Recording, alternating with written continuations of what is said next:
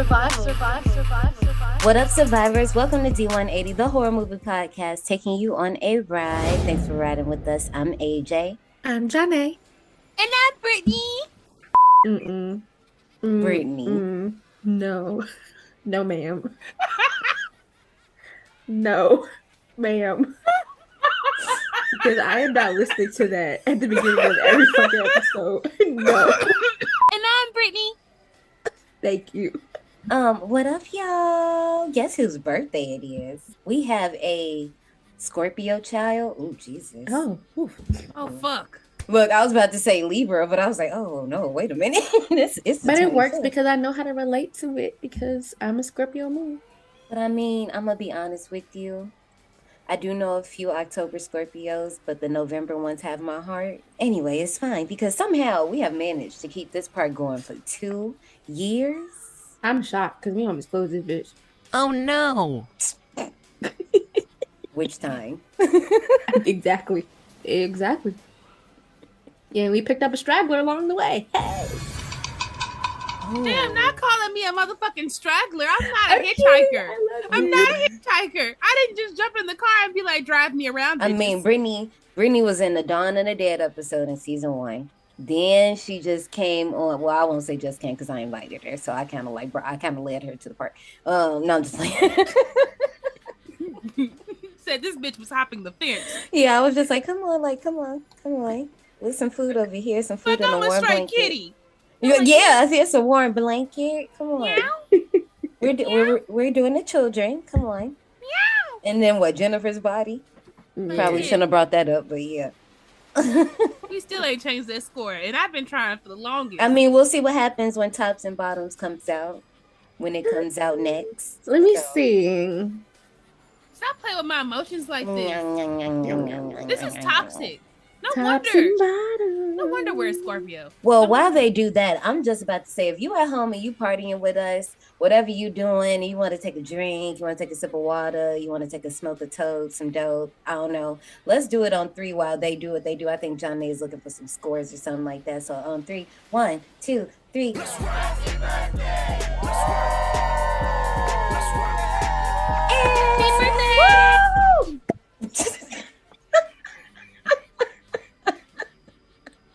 Okay, look. If you really want to play with us, there's this little noise. I'm pretty sure you just heard it. Every time you hear that noise, pick your poison. Do what you got to do. So there it goes. For one more time, here's the noise. And that counts as 1. Let's get it. Oh, this is going to be a good episode. I'm calling it right now. You find your scores? I did. I'm pretty sure that Jennifer's body will not be in a top or a bottom. What the hell? You hate me? It's a floater. You hate me, don't you? Mm-mm. Just say it now. Mm-mm. Say it with your chest now. Oh. Well. A Well, floater. okay. A floater. I mean, not every Yeah, episode everybody can the make ranking, you know? It's a subgenre. It's a ranking. It's a ranking. It's a ranking. You know what? Not you being needy and telling me it's not that special, okay? I don't know why you're treating me like this. I don't know why you're treating me. You lime green jello? Fuck yes. Oh. Well, I'm soy alright. sauce. I'm salty. Besides, I look good. Yeah, okay, there. I'm glad you corrected yourself. I was about to say, actually, that's not how you use that. I know, but I wanted to use it like that. It's Did you see my face when she said I'm soy sauce? I'm like, girl, what? Yes. You know what? You can keep up with us on our socials at D180 Podcast on Instagram, Twitter, and TikTok for early releases. You know what the fuck to do. Join us on Patreon. Why? You get all the exclusive motherfucking content. We love to see it. We love to see you. Every year on our anniversary, we cover one of the Final Destination movies. And since we're only 2, We're doing Final Destination too. Exactly, because, yeah. We just got through our terrible 2s, and you can tell that it was our terrible 2s because it was a lot of fighting. I'm just... They brought me on. That's how you know it started. Like a new tooth, huh? No, I'm just playing. Fuck. Not with the baby teeth, and that's not who I am. Brittany, it's Like that okay. We book. all love you. You No, Daniel. you know you bring a little chaoticness to us. And A lot of sometimes, chaos. yeah, sometimes we just be like, God damn, look at her running the fucking muck Mhm. in this park like she's a fucking Tasmanian devil. But we love you, girl. A little chaos. It's just like some seasoning. You know, I just sprinkle a little bit here and there for some flavor. No, I don't know My about you, but flavor. sometimes I be needing a lot of seasoning, so My flavor. Ma'am, I know how to cook, okay? Don't be trying to talk about me. Because that's a little bit of seasoning. Girl, what? No A one lot said is that. excessive. No one's. Wow. Okay, Wow. this Let's move movie on. Yeah. is currently streaming on HBO Max. Which is crazy because I just knew. I was like, watch, they're gonna snatch it. And I've been watching on HBO Max, but while I was away, it was available on Netflix, and then obviously I own it. But I knew they was gonna snatch it up. But it's on there, y'all. Y'all better go watch it. All of them are on there for real though. Right. And I do want to give some trigger warnings. The only real trigger warning that I did have was that there was an almost unaliving. Yeah. Yeah. Other than that, it's just general Yeah. bad General luck. horror movie shit. Yeah. Okay, so like before we started recording, like sometimes we can see each other's like notes and stuff. And Brittany hit up the chat. She was like, 8th grade, my nigga. I was like, yeah. Because this movie found me in the 8th grade. I walked into my classroom. My teacher had the rolling cart with the TV and the credits. I didn't know what was on at the time, but I sat down and I found out, and it was Final Destination 2. And the whole entire class, we was fucking silent. Okay, from the first incident. And we was only in class for like an hour, so technically probably like 50 minutes. So we didn't get to see all of it, obviously, but no. I remember going home that day and wanting to see the rest of it, and of course I didn't find it, but at some point I saw the rest, but nah. And 3 was coming out that next year. What a time. I honestly don't remember my first time seeing Final Destination 2. Because it's like, it's so Scary Crypt podcast during their most recent season. Definitely go check them out. They covered this as one of our generation's horror essentials. Mhm. And doesn't it feel like that? Yeah, It does. because this watching it was like honestly watching it for the first time all over again. Really? Because it's been so many years since I've seen it. Like when I say it's been years, it's been years. How was And that? it was good. I be Like- wanting those moments, like some like Scream. I want to witness Scream for the first time, but understand it. But I feel like we not gonna have them when we watch the movie too damn much. Yeah, like I watch Scream too much. Yeah. The Final Destination series is a series where I don't really watch it all that often, Mhm. but I just know that log scene scarred me for life. Girl. Oh, let me just say this now. My dad told me, and obviously because I'm saying this, I'm comfortable saying it. My dad told me that one of our relatives actually this happened to. That whole log thing happened to. But obviously the log.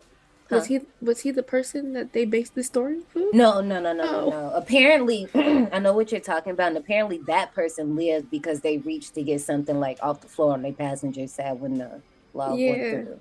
But no, the person my dad was referring to, he said that it didn't like whatever. I think the car more or less ran into the back of the log truck and the logs like that. Yeah. I was like, oh my gosh. But that's all the tea I know about that, so I can't give you all the details. But yeah, I was like, oh shit. But you're right, because who's driving? I got pictures of me on the other side of the road and log trucks in front of me. And if I post them on the page, y'all have seen them at this point. But yeah, no. Mm-mm. Do you know how many memes it is of that exact moment? Yeah. That one bumper sticker. Like, yeah. I don't think there's a police officer alive that's in our age group that pulls people over for speeding past a log truck. I can't believe. Do they pull over log trucks? I wouldn't. Who the fuck goes drive slow behind a log truck?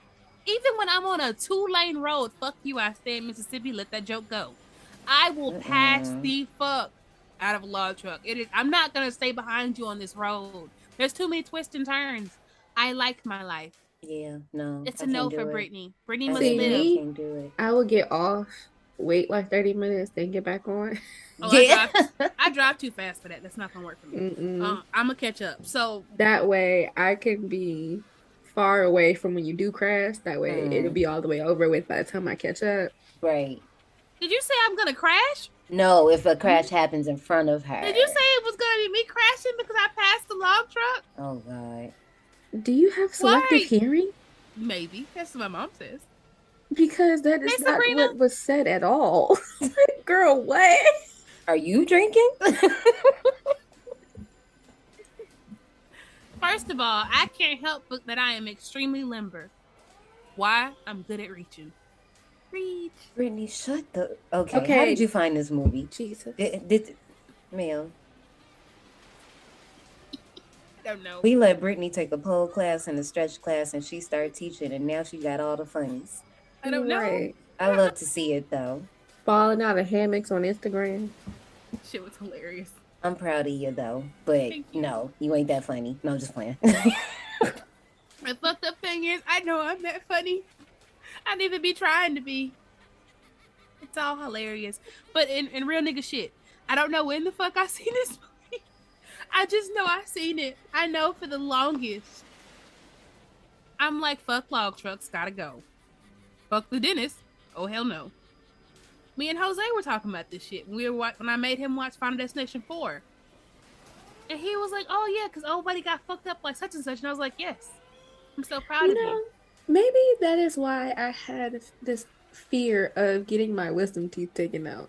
Because Brandon keeps asking me why I refuse to make their appointment, and my mom You keeps still have asking yours me, in?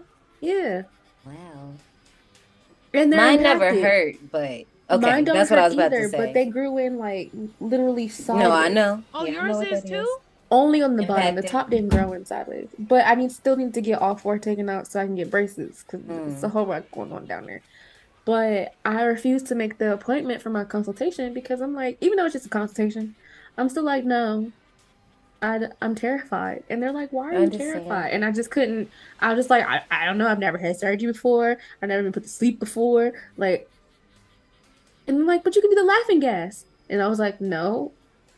Well, they don't. You can get numb. I was numb. They didn't put me to sleep. I was conscious. That's for a little even worse. And I I'm had all four- conscious and you're drilling in my fucking Yeah, mouth. so that's why I was like, you might not like that, because I could hear it in my head. And at the time that I got that happen, we didn't have AirPods and like feasible headphones.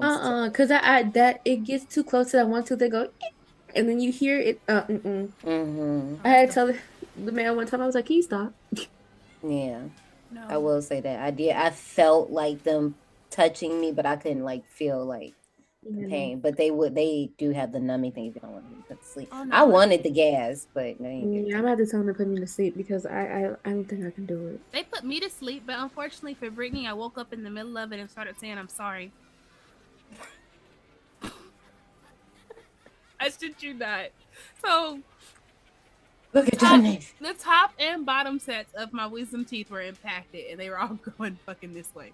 So I had to get them all taken out. And so when I was getting it done, they put me to sleep, but I woke up in the middle of it, and like they were in my mouth, and I was like, I'm sorry. I'm sorry. I don't know what the fuck I was saying I'm sorry for. It's probably my conscience apologizing to some of the people I have wronged back in that time period. But guess what? Fuck you, because I didn't mean it because I was high.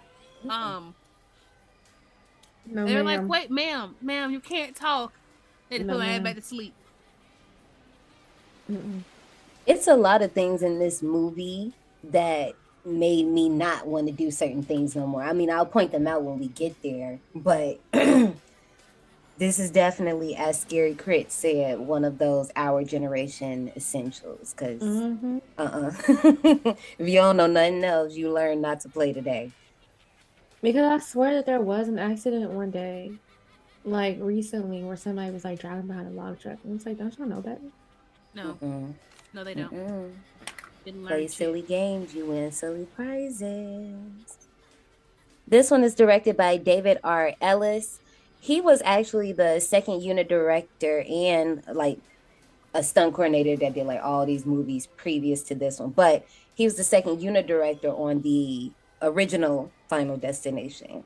So I guess James and them was like, we ain't coming back, deuces. So they was like, hey yo, David, you can do this. But he also did the fourth one as well. So do with that information what you will when we get there. And I if don't you even want to talk remember that about it. one.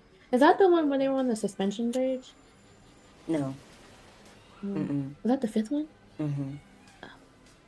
Oh, that did come on the TV when I was at Nana's house. I almost had my Nana watching it. Oh no.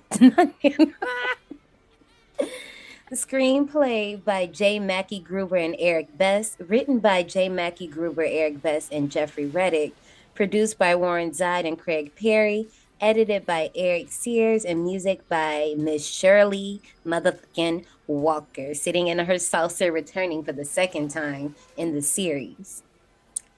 For our main cast, we have Ali Larder returning as Clear Rivers. This is her second appearance in the park, obviously. AJ Cook as Kimberly Corman. Michael. Okay, I gotta stop at AJ real quick because I was You know looking at her? her. Yes. Okay, so I don't know if I told y'all, but Criminal Minds is my favorite TV series along with Supernatural. And when we first started during quarantine, I decided to watch all of the rest of the seasons of Criminal Minds. And so that's JJ from Criminal Minds. And I'm like, oh, she's not blonde. I didn't know. I knew she was in Criminal Minds, but you know me, don't watch it, so I'm not That's my familiar. But I knew she was in that show. I was wondering if any of you were familiar with any of her other works. So, no, I like her hair. I like her hairstyle in Criminal Minds. I think it's cute. Yeah, but it was just like, it was just a shock because I was like, wait, that's JJ, a young JJ. Michael Landis as Thomas Burke. Apparently he was casted like very, very last minute.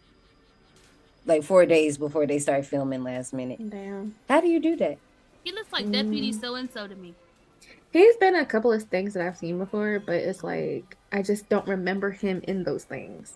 I know what you mean. Yeah. I don't think he looks like Deputy So-and-so. I had to think on that while John Day was talking. But I see it. I see the vibe. Like, I can see a variant.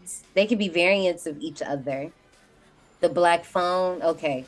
His look. Okay. I can see the look from the black phone. Okay, I see that. Okay, I'll give you that. David Pitcow as Evan Lewis. James Kirk as Tim Carpenter. I got a lot to say about him because, first of all, and I be trying to clock it, and I don't know if I have, but I'm pretty sure I'm going to try to figure it out. He was an extra in the first movie. And I'm just like, where? That, but I don't remember him being in the first movie. Yeah, I've heard this before, and I'm just like, and I guess because when I watched the first one, I'm never thinking to look for him, but now I'm just like, it's going to bother me because I'm like, where are you at?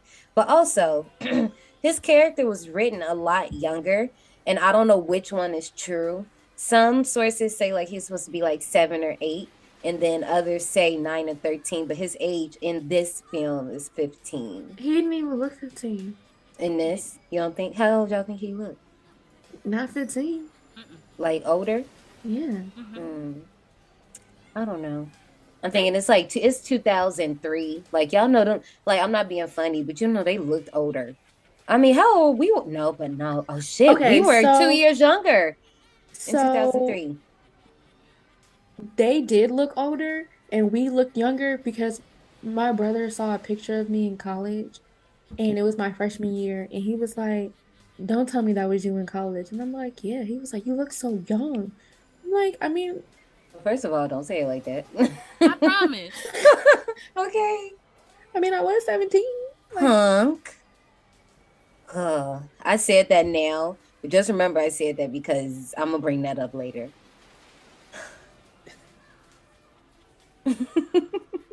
Should I talk? Should I stop taking shots? Okay, maybe so. You take a shot at me? Brittany, shut up.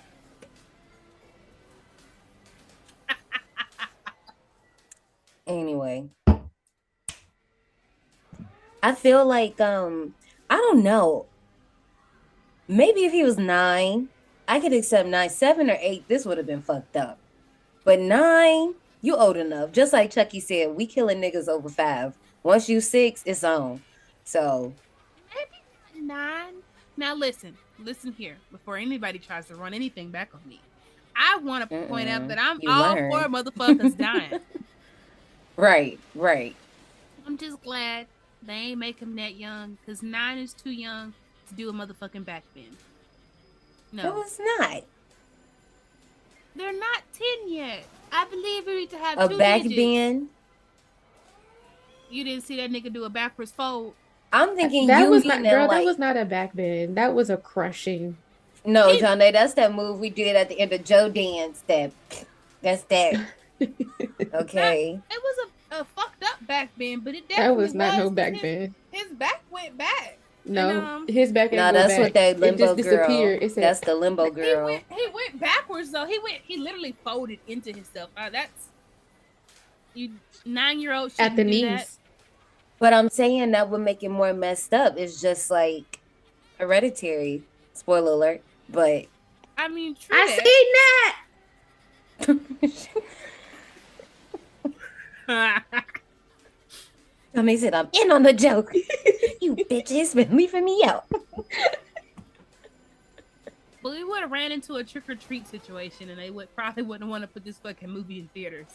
So many years later. I mean, I just think it's a few things that this movie decided not to do that I'm just like, yeah, you probably should have did it. But you know what? We'll talk about it when it comes. Linda Boyd as Nora Carpenter, Keegan Connor Tracy as Kat Jennings, Jonathan Cherry as Rory Peters, T.C. Carson as Eugene Dix. Y'all better motherfucking know. If you don't, you better act like you do. We are living single. Who in the night inside the world? I'm glad I got my girl. Why everybody start doing the art? No, stop. Damn, I lost my slipper. Not the slipper. Oh, damn it, huh? She said, no, I ain't about to miss this part. Y'all about to know. I was wilding so much, Maslow got off my feet. He's looking at me like, bitch, if you don't act right so I can lay down. Oh, he ain't in the cage today. Okay, no, but let me stop. I quit. Stop before Peter come after her. Okay. I swear to God. They gonna think I mistreat him. He ate a whole chicken breast today. They're What gonna are be we like, talking so about? on this episode, you actually said, "Shut up, you fat fuck." Can you? Can you explain? I definitely can. He would not shut the fuck up, and he most definitely is fat because I feed him every time I think he's hungry. So Poor you dog. are Poor overfeeding dog. him. I most definitely am not overfeeding him. I'm just helping you. But when they answer, you better start thinking about your answers now, sis. Right. Justina Machado as Isabella Hudson, the ever just weird. This is who we're here for, honestly. Tony Todd as William Bloodworth with his second appearance in the park. And I was combing through the episode. I was like, seriously, just two? So even at this point, understanding that this was the second movie in this now franchise, they knew that they had to ramp up the deaths. Like off top, you would think that that will probably come like by third, fourth movie, and we'll talk about that when we get there. But they decided with this movie, they was like, no, a lot of these deaths, they're gonna happen during the daytime versus nighttime. And then they said a lot of them, we just gonna start fucking with the audience. Like, you think it's gonna be this, but no, then it's this, and then just stuff like that. I was like, oh, so who you think you fucking with? Me? You was, because I was shook. Damn. Ain't nothing than seeing your death coming because it's light outside. Yeah, horror movies in the daytime, those are different. Because I just be like, bro, like, it's not supposed to be scary. And here you are. I mean, what's more scarier? Day or night? I mean, shit, the daytime, you can see it. At least at nighttime, it's like, I don't know. Daytime, I'm just like, I can actually see what's coming. I think that's scarier than the nighttime when I don't know what's coming. And when it gets here, I'm just scared. But then at that point, I'm running. This is true. Yeah, I'm just like, this is where my mind goes. Speaking of, what? I might be a little odd. Because in the daytime, if death coming at me, well, fuck it. It's just my time. There's ain't shit I can do. Really, I see it. I can't dodge it. I'm just probably gonna toss my glasses to the side. And you think it's not like that at nighttime? Well, no. Listen, I'm gonna toss my glasses to the side and just be like, "Fuck it." But at nighttime, there's just something to not knowing what the fuck something is. Like, what the fuck is that? Is it a dog? You know? Is it a wolf? I can't make out this blurry little shape that I already can't see, even though I'm wearing my glasses. And you're gonna fuck me up? No. So My I told my mother that I wasn't going to mention this on the podcast today because I was like, why would this happen right before I record? But I'm gonna mention it since we're talking about people standing outside and shit. So I pull up in the parking lot. I get out. Before I even pull in the parking lot, I come around the corner. I see a man outside with his dog. Cool, whatever. Get out the car. I'm getting my groceries out the truck. I look to my left. The man is standing on the corner staring at me with his dog, just standing there staring. He has his hood on. It's a bright ass yellow jacket, and him and his dog are just staring at me. Oh, Georgie. And I'm like, the fuck? So then I turn back around, continue getting stuff. I'm on the phone with my mom, and I'm just like trying to like talk and stuff. And I look back, and they're still standing there staring at me. And I'm like, what the fuck is going on here? Then I walk into my door, and they're still standing there staring at me. So today is a day of all days that the front door is not locked. I mean, is locked because Oh, most days it's unlocked because people like to like prop it open or whatever because some people don't have a key to the main door. Well, today it was locked. And I'm sitting there fumbling around and I'm like, not today. My mom was like, what's happening? And I'm like, not today. there's about to be a lot happening in the second meal. Right. But yeah, that was my scary movie moment for today. But something's always happening to me. just like them deer that was staring at you. Just like the deer that was outside my window. That's true. Or the balloon that came to visit your ring camera. That's true too. I need to find that video. I should post that on TikTok. Yeah. Speaking of minds, let me tell you what these people had in mind for the first draft of this movie. So they was like, you know what? Alex Browning cheated death so many times. Let's make him a daredevil. What? Honey, what? Yeah, that didn't make sense to me. That's some lazy ass writing. Actually, you know what it made me think of? I think both of you have seen Happy Death Day, right? Mm-mm. Damn, Johnny. I know. Brittany, you seen it? I have. It would give me like the montage. I'm not gonna say what the montage is. That shit would be funny though. But only a montage. Yeah. You know, that was on my list last year for 31 days. Speaking of, let's just get this out the way. So y'all know we in the midst of 31 days. Don't ask me what day it is. 21 this days. recording. 21 days this year. 20. Yes, we did. And here's the thing. While she want to point it out, should let it rock because I probably was gonna forget while I was rambling in the first place because I am a little lit and it's only gonna get worse. And don't be trying to pop that pop to make me take shots to make me stop. Anyway, bars. We cut it down to 21 days because John A still has not completed the 31 days from last year. And I was like, okay, fuck it. Like, who cares? Don't finish it. So let's just cut it down to 21 days. We'll start it later on in the month of October. Well, we started on the 11th. Ma'am. To my defense, I was in Charleston when this started with my boyfriend. And when it comes to movies, he says that the movies that I pick are trash, and he's always talking trash about the movies that I pick. So we're always watching whatever he wants to watch until it's time for him to go to bed at 10 o'clock. Then I get the remote and I can watch whatever I want to watch. But now that I'm home, I have more free time. So we'll see. Should I start from 31 days or should I girl, just, you know what? Maybe next year we should just do 10. Wait, hold on, I've been going strong. No, Brittany, you've been doing great. But see, you've been doing great. I even watched it today. What are you talking about? Why is it? I need to make sure I post that too, so I don't lose it. But yeah. Well, time of recording, it's day 8 and it's Stephen King. But when this episode drops, it'll be like into the 20s somewhere. Don't ask me what day it is. It'll be that day.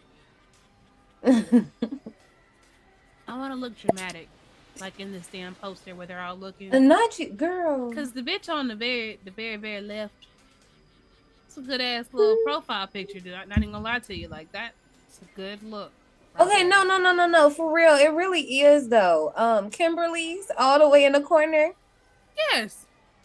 I was like, dang, they should have put her in the middle. They just got her off. No, John Nate, you know, okay, so this poster.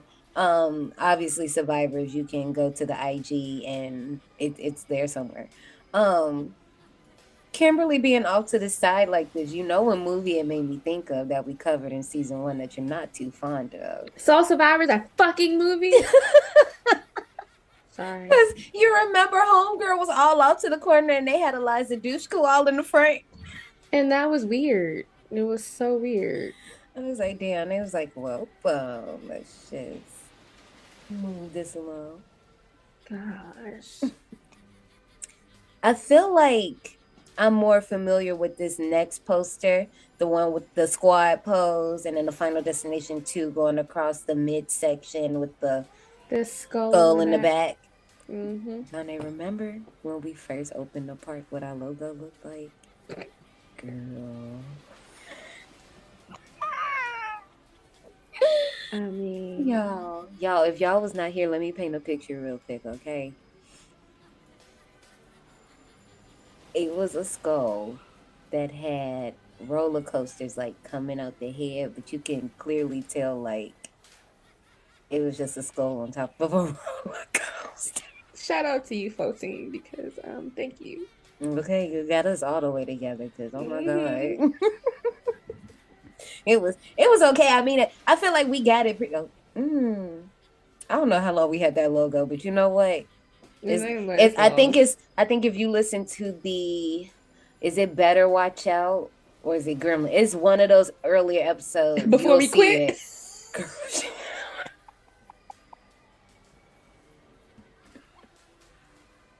It was like, so that his house episode. We don't know what happened to that. It just cut off, and we was doing good. It was so good. I was like, look at this, and it just stopped, and I was like, oh well. One's gonna get y'all that. wouldn't have liked my rating for that one, but yeah, that was bad. What? Let's not bring up any more shit. Well, I mean, I guess we about to get into this movie, which is about to be 20 years old. Like, Jesus. But let's take a ride back into the past. But please look out for all the goddamn signs. If you're new here on our anniversary, we skipped the queue line and we're gonna jump straight into 2003's Final Destination 2. Is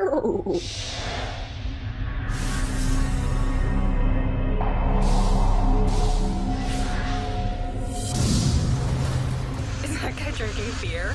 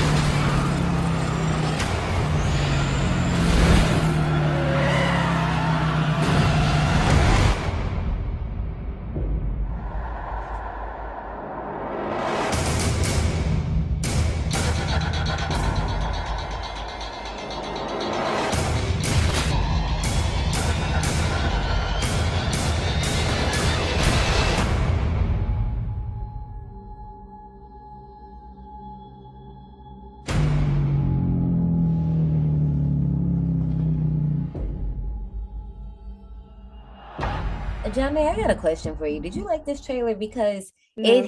it had the things that you liked, but it was missing one thing. It didn't have the voice. You know, that's what it was missing. It was missing the voice. Because I was like, wait, is the commercial not the commercial, is the trailer happening? No, I said that too because I was getting things together and then I looked, I said, whoa, it started? Wait. Yeah. Nobody said anything. It was just words on the screen. It was, but no, I was not a fan of the trailer. And it's so funny because I was talking about how I know I'm late and y'all are going to be shocked when you hear me say that I'm actually watching I'm not watching, I'm listening to our Saw episode, and I'm talking about how I like this type of trailer normally with the blue, even though it's blue, but like, with the blue, with the title cards in between and Yeah. all that type of stuff. But I ain't like this. This one, I'm not gonna hold you.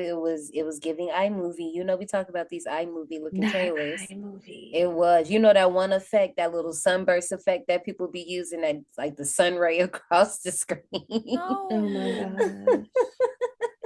Oh, look, Johnny, are you saying that this trailer didn't have enough seasoning? Is that what you're telling me? Yeah, they have no seasoning. This is what you mean by not having enough seasoning, not what we're talking about, Brittany. I just wanted to put that in here right now. Girl, Yes? nobody was talking about you and your seasoning your food. Yeah, Like, because I was like, where's she going with this? Once I again. don't know what we're talking about anymore. I just wanted to say that fade to black, well, actually fade to red. You know what? Speaking of fade to red, our movie begins 1 year after the explosion that claimed the lives of 40 students and 4 faculty members from Mount Abram High. It's late at night as we scan the room belonging to Kimberly Corman. Okay, so when this title card appears and like the show is playing in the background, this is like late night TV show with this host and this guy talking about all this stuff. The way it's kind of like the first movie, how we kind of like got that visual of Alex's room and we kind of seen all the things and you can see the clues. And as many times as I've seen this movie, this was the first time that I seen the thing that said road rest in peace. It's supposed to say road trip, but the T is covered. I ain't never seen that. I ain't like that goddamn spider. That spider was fucking huge because I'm like, now wait a minute. And then how they talk about like in your lifetime, you probably swallow like 8 spiders, Please don't. Yeah, because they're not that big. I know they ain't that fucking chills. big. Did you see how Red jumped over here like that? I did. It's almost like in Lion King. He was like, say it again, Mufasa. That's exactly what I just did.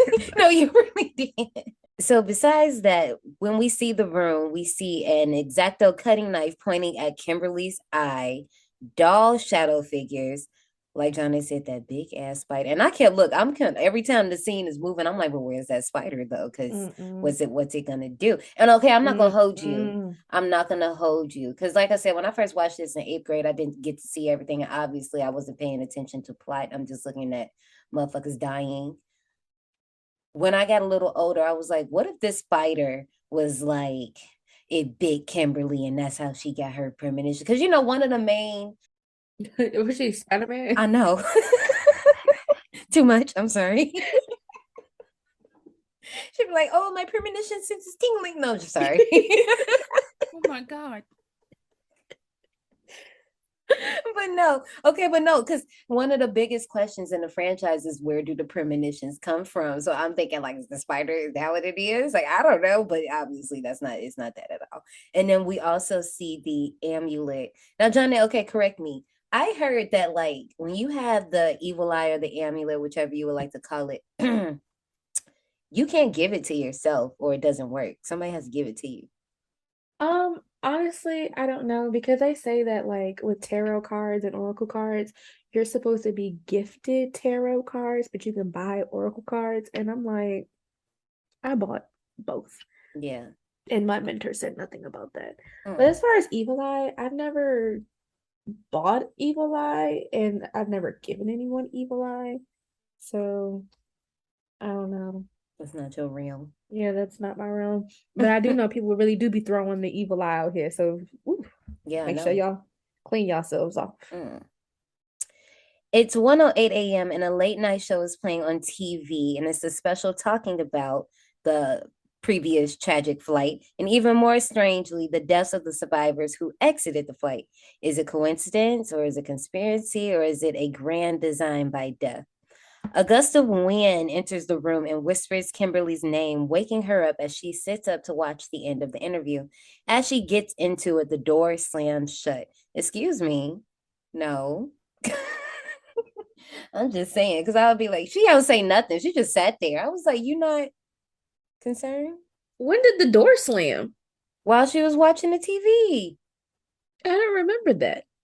Yeah, and the guy, well, right before he's like, today may be your day to die. I remember her name being called and she woke up and watched it, but I don't remember the door slamming. Yeah, and the door slams shut. It just goes. That's what I'm sitting here looking like. Wait a minute. Mhm. I still can't get over the spider. I'm sorry. This reminded me of Terrifier. You know, some shit's gonna go south when you see a TV screen. Yeah, Terrifier came out after, but yeah, you just know it's wrong. Mm-mm. Blame yourself for me bringing up Terrifier, Ashley. You're the reason I know the franchise. I mean, I'm grateful that I was able to give you that gift, but I'm just saying. Johnny, when the screen faded to red, once again, do you know a movie I thought about? Piranha. Aisha nonfiction.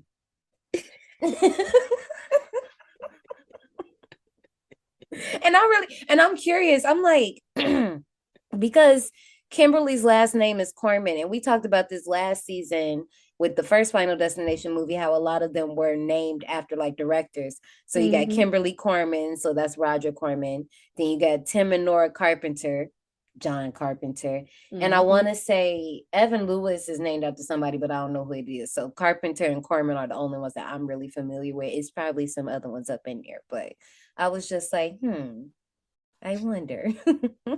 And you know, Corman produced Piranha, so Piranha. nonfiction. First of all, them poor kids at that camp, they was getting their ass ate up. No,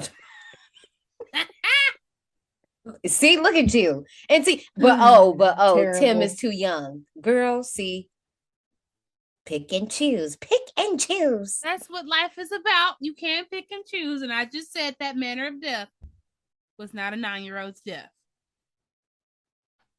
Okay. We have the recording. You did say, no, you're right. You did say that. So piranha getting their little asses tore up by piranhas is fine. Fuck yeah, that's okay. Okay, cool. I'm just asking, that's all.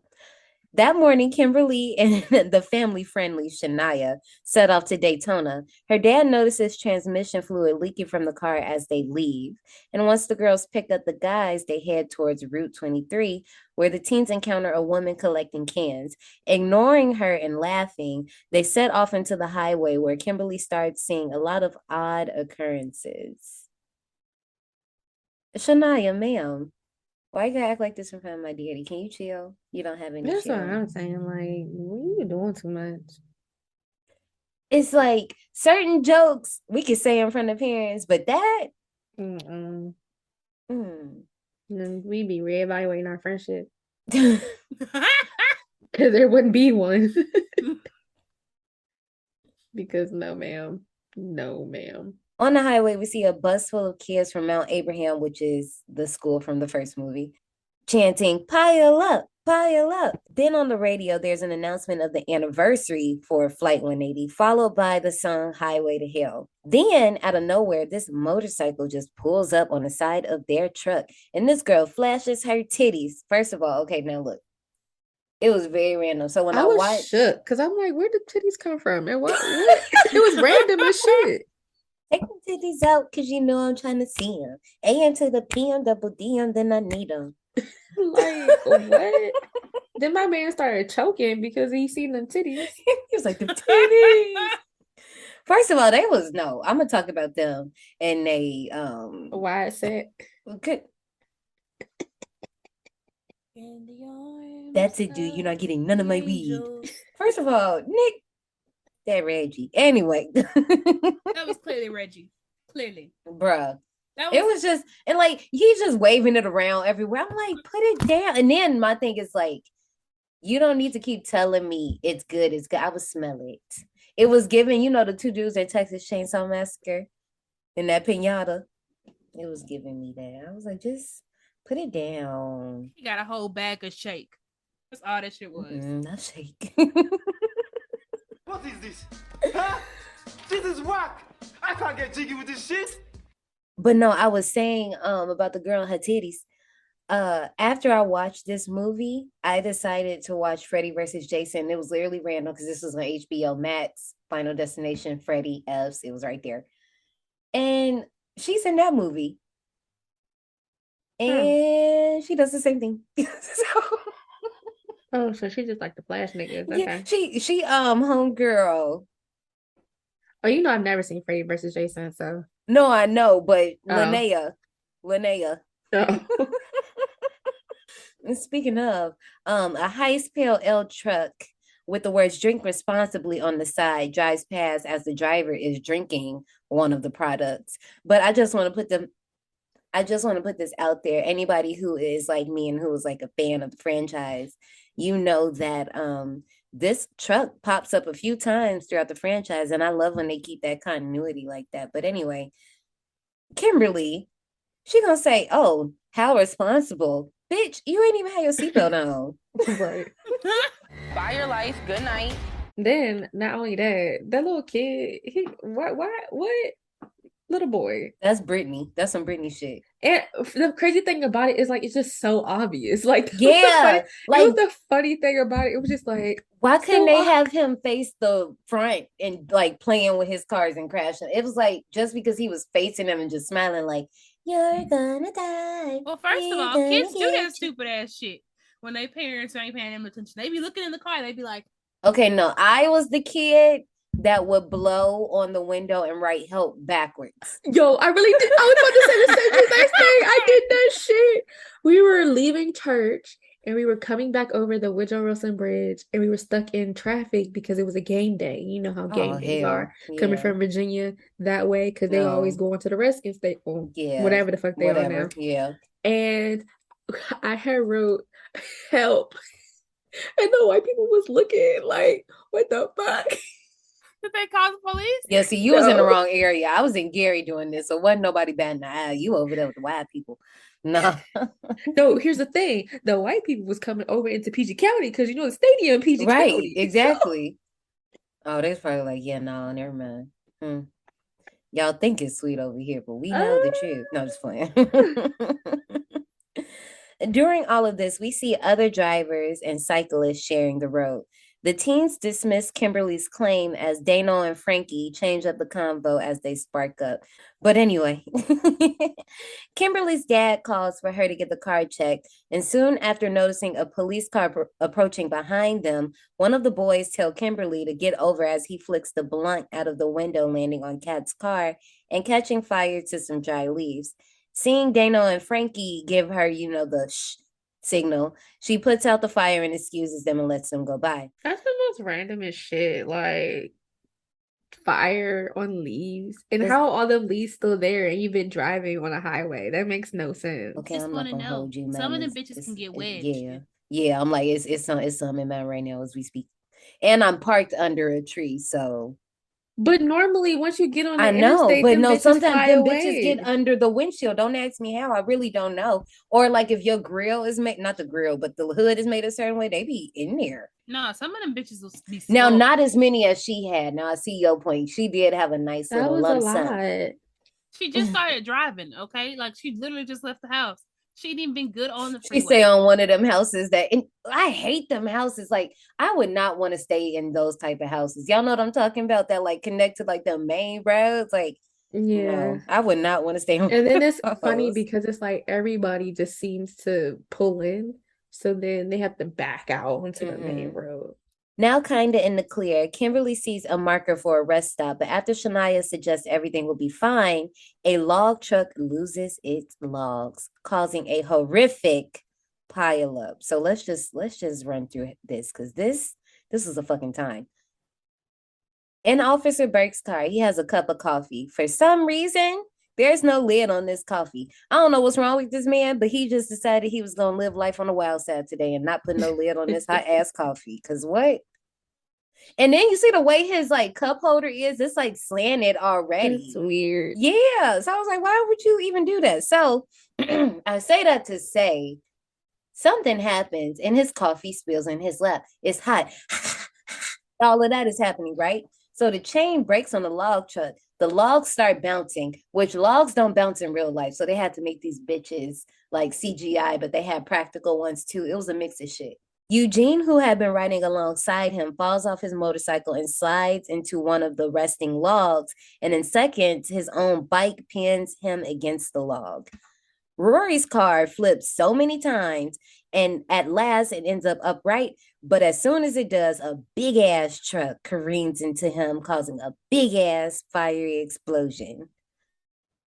I just want to take a note right here. I don't know if y'all was listening, but for my people who were, and for my people again who know the franchise, this is how you use the dolphin sound to sound like tires are speeding across the concrete.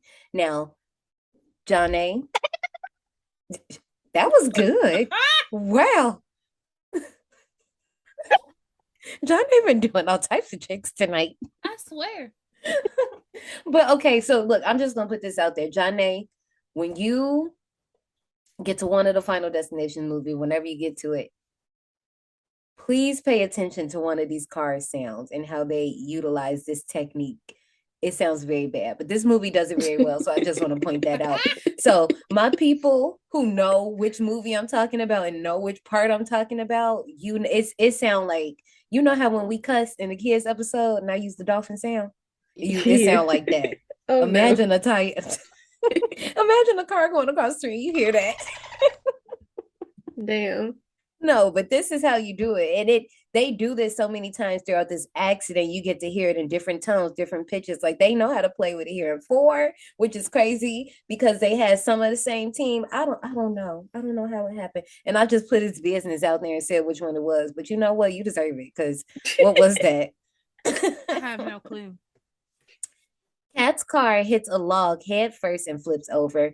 Nora and Tim fail to brake after one of Tim's water bottles lodges itself between the brake pedal and the floor, causing them to hit the same log Kat's did and blow up immediately. And this is why my seat always has to be clean. No, absolutely not. Absolutely not. And my mom used to always say in my dad's previous truck that she was afraid that everything in the car would kill him and not the crash itself. Mm. Damn. Yeah. No, because that's real. Like stuff really, even like under the car seat, stuff will come from like the back. Not all the time, but if it's small enough, it can. And I'm just like, bruh. And you know how people drive here in the DMV, Johnny? Like Oh my people will gosh. stop and then all of a sudden you feel you didn't even know you was going that fast. I had a time coming home today from Pilates and I was on the phone with my mother like, Mom, they can't drive. Bruh. Kimberly's truck hits a log and flips continuously as her friends' bodies hang out. This shot, please tell me y'all saw this, because this Her shot head, no, bothers I me. had it. Like your head was through the sunroof as they were flipping. Like the blonde hair Yes. was just Mhm. going. I don't know if it was Frankie or Dano's arm, but one of their arms dangling out the other window. I just was like, no, like that was a good ass shot. But no, it fucks with me every single time because it's very realistic. That's really how it will be. And then Evan's car runs into the tank of a bed of a truck and explodes, but he is still burning alive. Kimberly and Shania watch as out of nowhere a truck crashes into Evan, killing him, and continues toward them. First of all, I was surprised Shania was still like with us. Yeah. The way Me she was too. dangling out that window. Cause I'm like, no, her like That's what didn't make sense to me because your Yeah. head was out the sunroof. it was more than her head, Johnny. Like damn near, like at least like as much as you can see of me on the screen. She was like this out that damn window. And obviously we all know it was a dummy, but it looked good. But damn, because I know the 2 boys, they was done. They was out. It was out for them. It was lights out. You didn't see the way I looked. Like I thought I seen him coming in, and I was like, "Oh shit, she gone." But then I realized it was BJ, and I was like, "Oh, it's fine." Oh I wasn't even looking. So Like my face when he walked in the door, I was like, okay, you know what? all I saw was her jump. Yo, I just got my homemade jump scare, and that shit just oh wow. You need to take that video and post it. "You really do, actually." Y'all, we generally don't post videos, but this one, Yeah, we gonna might have to post that one because oh my gosh. But what I was saying before I was jump scared out of my body was the boys was out of there. They was on their way back home, you know, and the girls, they're still here. But when Kimberly wakes up, I like that she's like, okay, yeah, you know what? I'm seeing the signs. This shit is about to happen. This lady, Highway to Hell is playing. The bus just went past. Okay, okay, let me just pull over because Alex just decided to get off of the the plane himself. He like, bitch, I'm saving myself. Fuck all y'all. If you with me, you with me. If you not, that's on you, homie. But Kimberly was like, no. Let me go ahead and stall so nobody else can get on. Who told her to be Captain Save-A-Ho? That's what I want to know. I mean, y'all not the only ones who think the same. So I feel it. Like you, and first of all, this doesn't stop anybody from getting over because I have plenty of times driven on the side to get past the fucking vehicle. They could have left if they wanted to. There was enough space. But because I feel like the right side was more of like a ravine, so it went down. So you probably don't want to drive on that side. They could have got around because he had enough time. The police officer had enough space to get to where she was to go past all the other cars. True. Officer Burke rolls up on him, questioning Kimberly about the inconvenience. As she explains her premonition, all of the people blocked by Kimberly complain. The log truck that causes the accident passes as her vision becomes a reality. While those who were just stalled stare in shock, Kimberly noticed a sign that says next 180 feet, and as she's just dazed and confused, Officer Burke shoves her out of the way as an 18-wheeler truck crashes into Kimberly's SUV, killing Shayna, Dano, and Frankie. I did not remember that they all still died. Well, you know what? I'm not going to hold you. I kind of like that, and I didn't think about it this way. Because I guess when this movie starts, you probably thinking like this about to be a teen slasher type deal. Like these gonna be our main set of characters and blah blah blah. And they was like, no, bitch, they gone, they out. Yep. But another thing that F's me up about this scene is right before the truck hits them, you see Dano's face like. I feel like he was hesitating to like get out the car. Like you literally see his face right before that truck hits, and it fucks me up every time because I cannot imagine. Damn. Double homicide. Girl, that was a triple homicide. The quote only had double. Well, let me make it. Why are we treating me like this? Justice for Brittany. The math wasn't mathing. Season 3, we're going to have the hashtag Justice for Brittany. Make sure you spell it correctly. Brittney, not an A. And I want y'all to make sure to use it every time I'm bullied by y'all name Ashley. Because it just happens so many times, and I don't know why they do this to me. Girl, shut your ass up. Right there, Justice for Brittany. So, I mean, I thought that was kind of cool how it was like the 180 feet. And then they yanked her ass out the way. Okay, so you like stuff like that too. I think that's why this is one of my favorite franchises because y'all know I'm an Easter egg girl. But some of them was just like, okay. I mean, I get it. I know, but I don't know. When it comes to comparing these two scenes, I am fucking terrified of getting into a car accident because it can go from one extreme to the next. You know what I'm saying? But the plane, every time I get on the plane, this movie crossed my head. And I'm just like, but every time I get in the car and I see a log truck, this movie crosses my head. And I don't know. But this scene is beautiful to watch. But the first scene is just like, I'd be like, fuck. It's literally nothing you can do about that. So I don't know. It's like comparing apples to oranges. I think maybe because I enjoy them both for the reasons you just said. I don't like because it's really good to watch. I mean, people die in terrible ways like this because you're like, fuck, this really could happen on the freeway because automobile accidents, them motherfuckers are no joke. These are actual probable things that could happen. But that airplane, you're like, God damn. Well, I don't know about all them explosions, but in the car crashes, but yeah. I just meant like the person on fire. No, like, I'm with you. It wasn't towards you, but go off. Okay. Justice for Brittany. You see how I said it wasn't towards you. I'm clearly. Did you pay for the explosions? Are you Acme? No. See, John ain't instigating. She instigated. She like, let me just. You know what? Now you want to take this out later. Don't treat me like I'm your Keith. No, hold up. What's that supposed to mean? I don't even know because I don't even be in the rooms no more.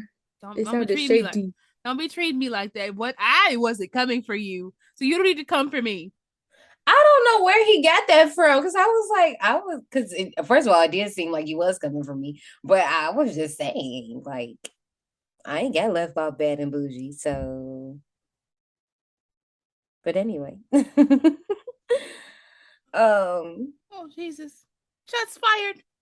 Shots fired! anyway, I don't know. I guess once we get to 3 and we have more options, maybe I can compare. But even then, I don't know between the first and the second opening incidents which one, because I don't want to have to deal with either. I mean, both of these movies fucked you up for different reasons. This one, Yeah. you get in a plane, you're like, fuck. What if there's some pressure issues and then I get sucked through this goddamn window? I don't want that. Or you're on the highway, you're like, I'm not staying behind this motherfucking log truck. I want to live. So I'm not gonna hold y'all. Previously, it used to bother me that once Kimberly wakes up from her premonition, the crash like happens like a few feet in front of them. But in my head, because I like making shit up, I like to think that the sign that says next 180 feet in this realm meant like the crash and the next 180 feet. Am I reaching? Okay, maybe. Might as well say, yeah, bitch. Baby, shut the fuck up. Yeah, I mean, that wasn't like 180 feet away when she started going down. I really thought that when it said 180 feet and he yanked her out the way, I was like, oh shit. Maybe it made a never mind, but Like turn 180.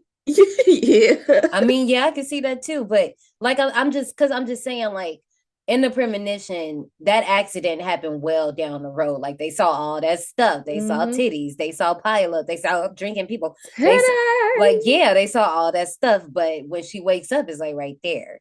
But like I said, I used to be mad, but now I think that the sign was forewarning that, boom, it's right there. But I don't know. Like I said, I could be reaching, but if anybody else feel me, die today.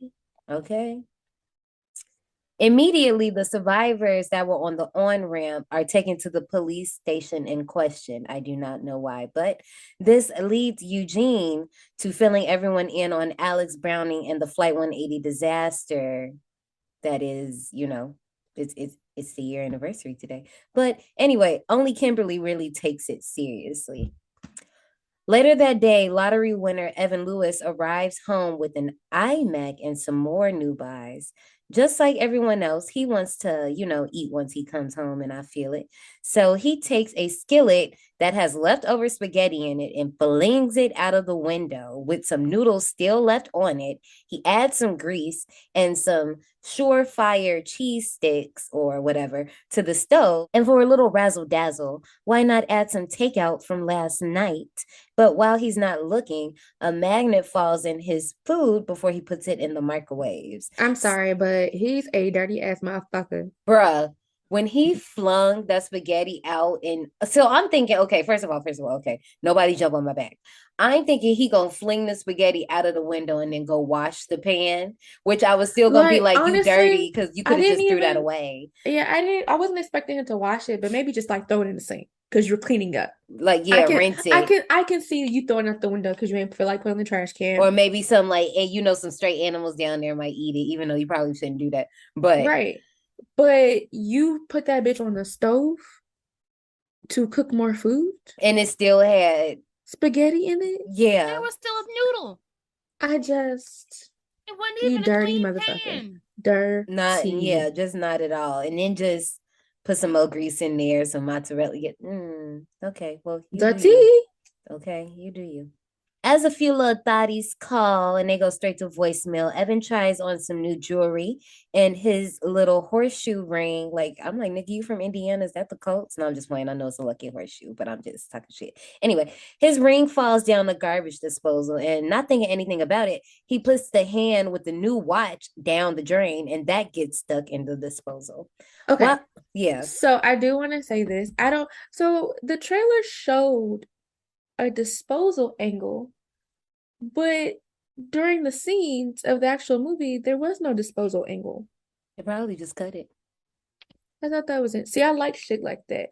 Put something different in the trailer that's not in the I love fucking that movie. too. No, I stand for that. I literally stand for that. Because I was like, when did that happen? And Yeah, it no, didn't. I stand for that at all times. Misdirect me.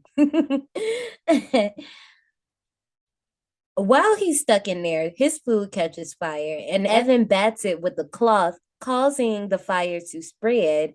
Dumb ass, dumb ass. Because what fuels fire? Oxygen. And you just, I'm like, oh, okay. Fuck around and find out. And he sure did. And like I said, because death is a dick, the fire alarm shorts out. I was like, oh. Nah, that bitch melted. I was like, oh, well, that's that. I said, is this the room for 1408? Child.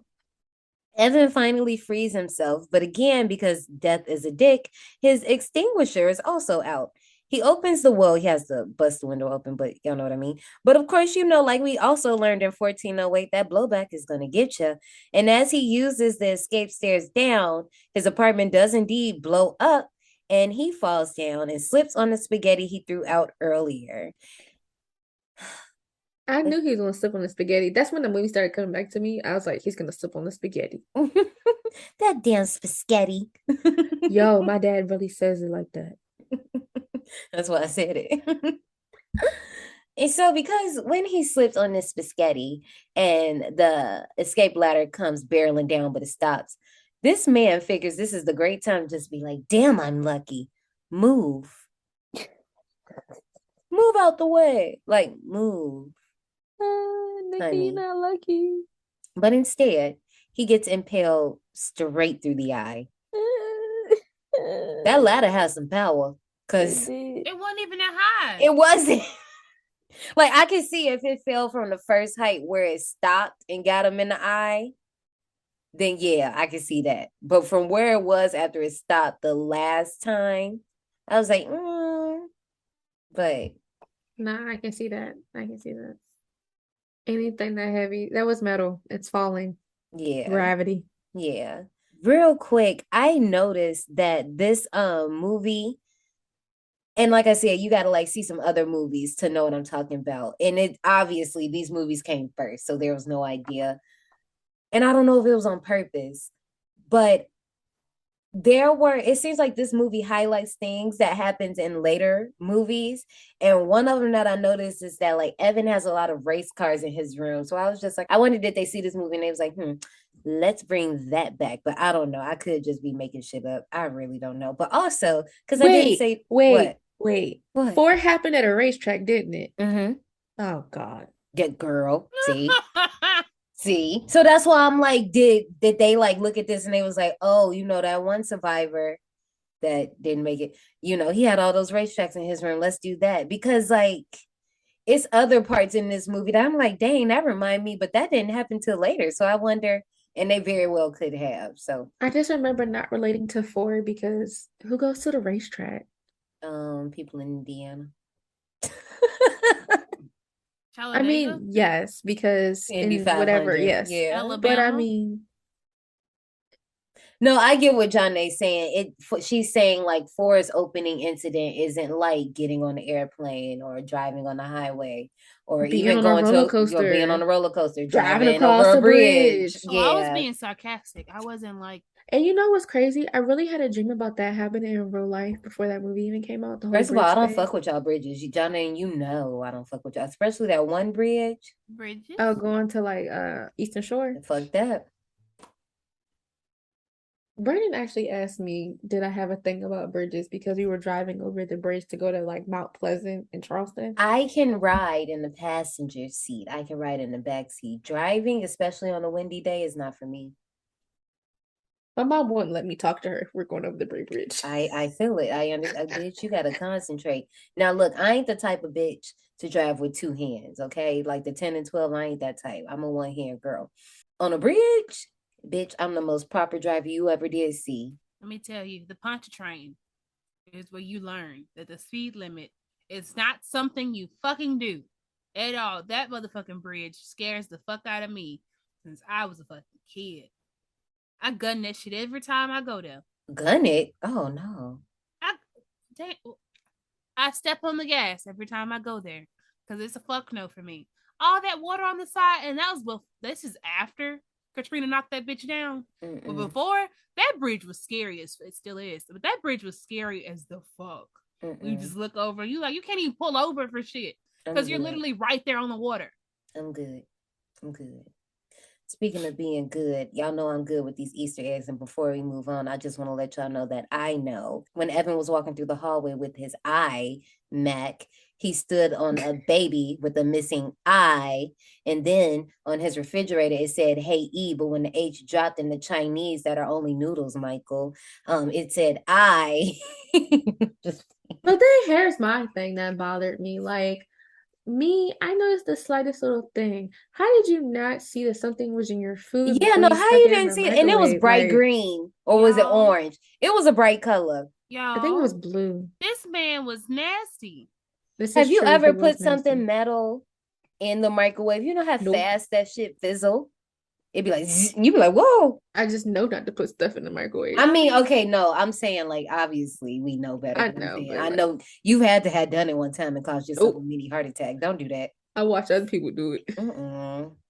I just now what I did do one time, I forgot to put water in my noodles. Wow. The cup. Yeah, what? I know exactly what happened. Oh damn. And the whole time, you're supposed to put the cup in the microwave. First of all, I'm like, how am I? Well, okay, now I know that I'm supposed to take hot water and pour it into the cup. But I'm like, who finna? Y'all don't leave me alone.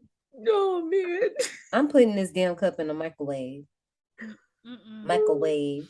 I want to point out something. Apple, I don't know how much money they paid or who paid who, but them motherfuckers was up and through this motherfucking movie. Everybody had an Apple product.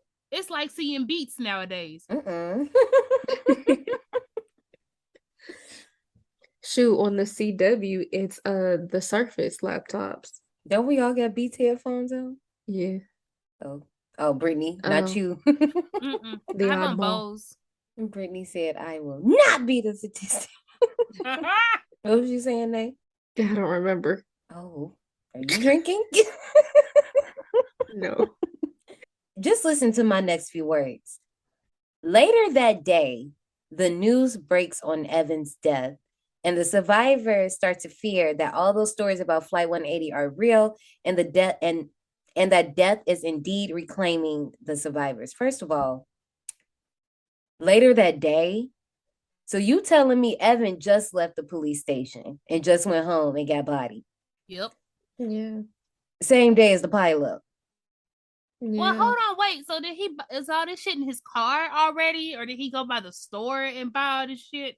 Like, sir, where did you get all this time? Because the pileup happened. So how you get there? You had to go the long way, but you was just at the police station. So, and also it could just. And I don't know how those truck, because what he drive, a Thunderbird, a Firebird, a Phoenix, or some bird. Yeah, one of y'all tell us. Can that fit in that trunk like that? I don't know. It sure wasn't in the back seat. I just got a flashback of him in my head when he was driving past the car and he was trying to flirt with Shania. I'm like, boy, get your ass, your leather jacket. So we get this little scene between Nora and her son Tim when she's tucking him in. And I just want to point out that he's reading Stephen King. And when Nora cuts the lights off, I don't know if you guys notice, but when the lights go off around his face like kind of like fades into a skull. And I was like, oh, honey, It is not looking good, baby. That night, Burke does some research on Flight 180 and premonitions. He learns Alex Browning died from a falling brick in an alley and views other articles containing gruesome photos of the survivors. I hate these photos. Whose job was this? Because you did a terrible job. Why is Todd posed like that? In the bathtub, like, hey. Because no, Oh, for real. man. Because first of all, when Ember shot. Todd died, we saw Todd and how he was positioned when he died, honey. His eyes were bloodshot red. Them eyes was clear Wide as open, day. Okay, get John. Not the blinking. That's. I was like, what is? Then it says a nice shot of Todd before the coroner, something like that. I was like, what? before the coroners came. So who took that shit and why did you take it? Yeah, and then I'm like, first of all, is this Reddit? What site is you looking on that you just find all these pictures like this? Because he said, but Hey, first where let did me this take a come selfie. from? So he had to make sure he looked good. Okay, he really did. And then Terry Cheney, that poor girl, she just all over the damn street like that. I'm like, damn. That didn't look like what she looked like that Roku. I'm sorry, she did. No, because it was a nice little aerial shot, girl. They had your angles, honey. I was like, damn. But then when it came to the other pictures, it was just the pictures that they put on the poster. It was just some headshots. That's all. I was like, who did this? Like y'all can, but also let's just talk about because we're not about to slide past this. A falling brick, my nigga. I can't.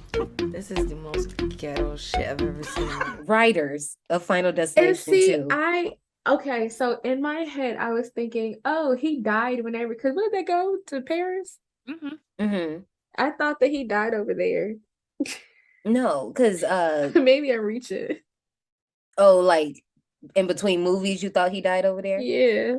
I mean, okay, as far as I was able to read the article, it didn't say exactly where. I just assumed they were back here after what happened to Carter happened in the first movie.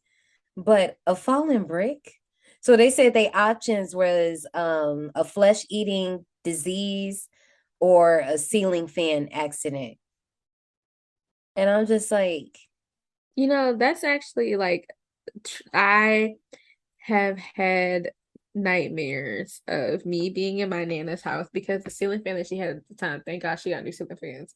But when they would spin, they'd be shaking. And I I'd know be exactly always what you're talking about, scared that it was that gonna fly.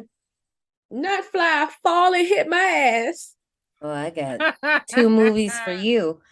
Oh, damn. Talk about traumatizing. But I'm just saying, like, this is the guy who had at this point, first initial premonition, and y'all just gonna do him like that. And now y'all know how stuff be behind the scenes, whether it was about money. They claim they just wrote him out when they realized they could have Clear back. But who the fuck is Clear compared to Alex? Like, I'm not being funny. I like Ali Larder this far, but I'm just saying, like, we could have had a moment between Alex and Kimberly because they both got premonitions. I don't know what that would have been like, but but no, we don't get that. I had a premonition. Not you just dropping that like that. Oh, wow. I don't know if it was really a premonition, but this is when I was at my parents' house, and I like to rearrange my room all the time. This time, my bed was next to the window, and I don't know, we was having a series of like bad storms in the area, and the roof was leaking, but like where it leaked, it kind of like started to leak into my room, but my room wasn't necessarily leaking yet, but the ceiling was cracking. So you know how like sometimes you're sleeping, you just like wake up in the middle of the night for no reason. I wake up in the middle of the night and I swear I saw the ceiling caving in on me, like right along the crack. Well, it turns out that it wasn't going to, but it had got so bad, the water damage, that it really was starting to. But that was like a Twilight wake up thing. And after that, I quickly moved my bed from over there. No, I feel it now. You know I'm all about listening to you, so What 98 degrees say? True to your heart, you must stay true to your heart. I feel it. I was Come about on, to, 98 degrees. cause girl, I get They into always it. get lost in the sauce when it comes to NSYNC and Backstreet Boys. Okay, but they like to forget. But I got it on lock. That night, Kimberly sees a shadow of a pair of hands reaching out for her. So now she's unable to go to sleep, which I would be too, bitch, seeing some shit like that. Anyway, she decides to do some research and looks up Clear Rivers, the last remaining Flight 180 survivor after the late Alex Browning in that fucking brick. Anyway, Even though we've talked about Clear before, this movie, I was like, Clear Rivers. Huh. I just wish they didn't do the reveal like this. Because why would you tell me? Because I feel like Officer Burke mentioned it earlier in the movie that she was alive. So now you like, okay, well, what happened to Alex? And we don't know yet, but then we find out what happens to Alex. And now we know Claire's already alive, and now we going to see her. I wish they just would have like popped up at the sanatorium. We like, oh, what we doing here? And then you see it's Clear, and we like, oh, bitch. Like, I just really didn't know her last name was Rivers. So then it was like Clear Rivers. And I was like, oh shit, Clear Rivers. Like, what? That's kind of. Boy, do I have a movie for you. No, I'm just playing. Boy, do I have an Easter egg for you.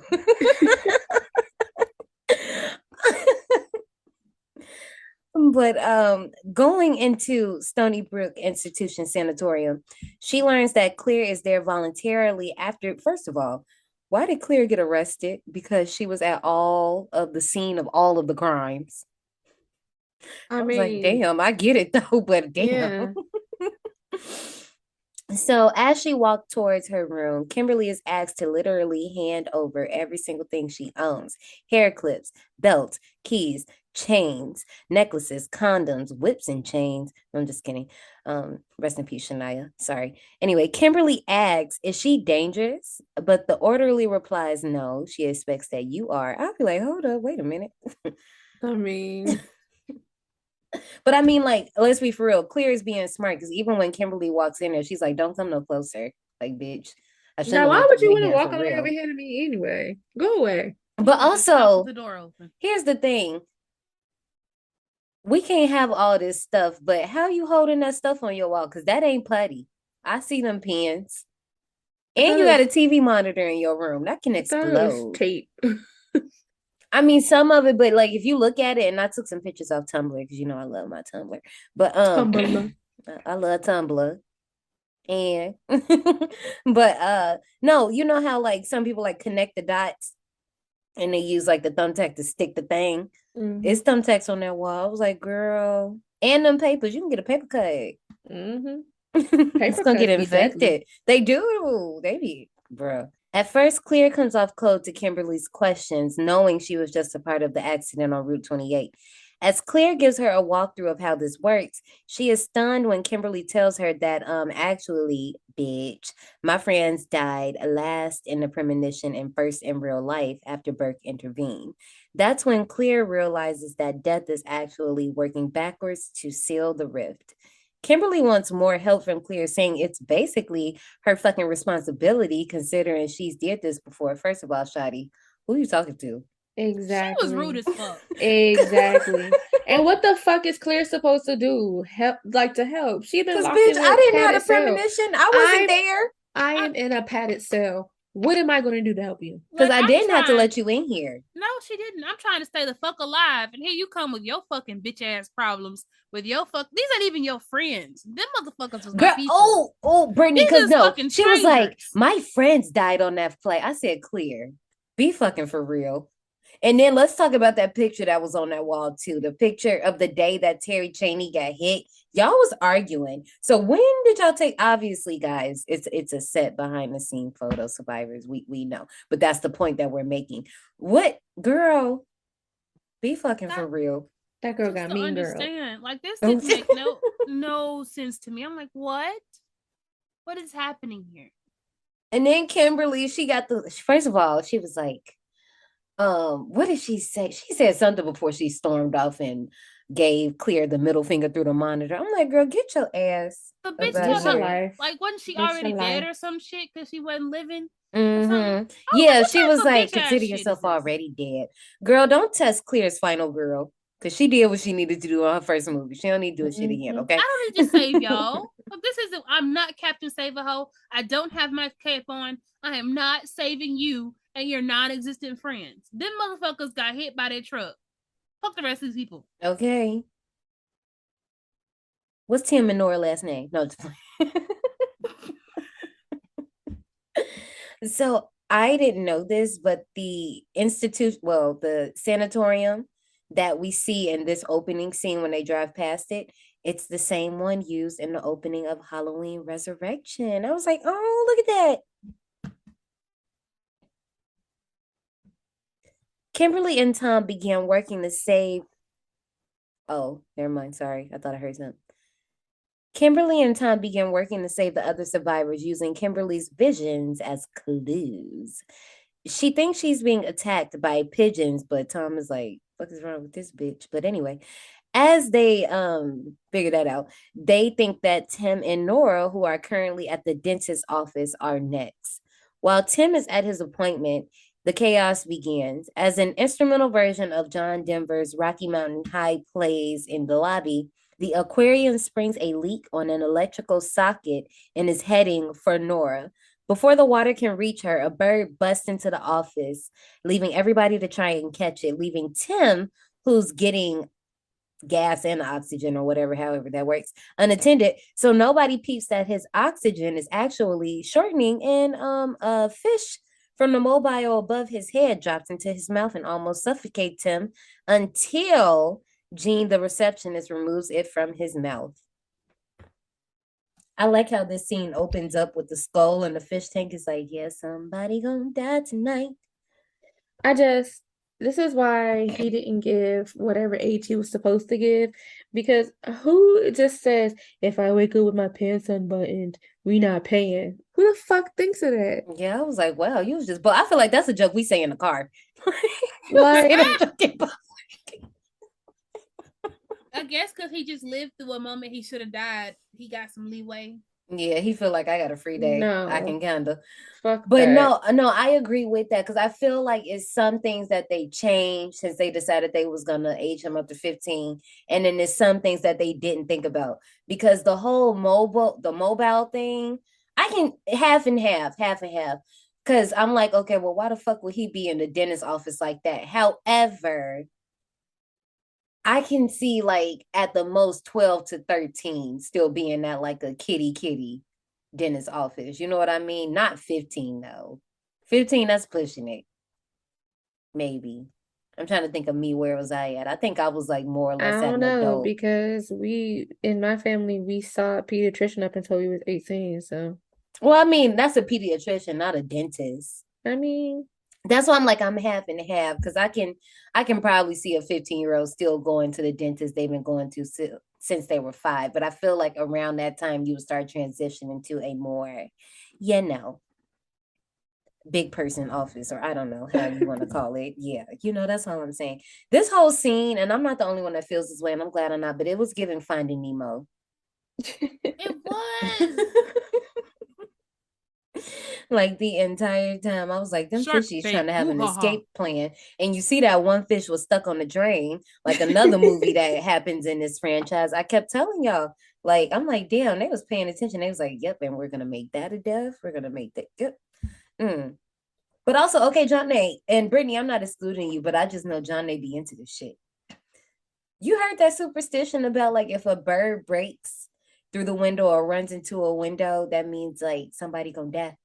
it's not breaks into the window. A bird has to actually fly into the window, which is why I don't really open up windows unless they have screens. And I'm very cautious because my window in my kitchen don't got no screen on it. It sure don't. So I'm very cautious when I open up that window because I'm terrified of a bird flying in. I'm glad you had the clarification because I done read like 3 different iterations of that Nah, superstition. it's just the bird flies in your house. And it's the same thing if a bird is dead on your doorstep or, if there's a bird dead on your doorstep. What about the side of the house? I Like it don't fell out the know. nest. But if it's like on the doorstep, like in front of your house, yeah, Yeah. The That's cat not a brought good it in. sign. No, I'm just playing. I quit.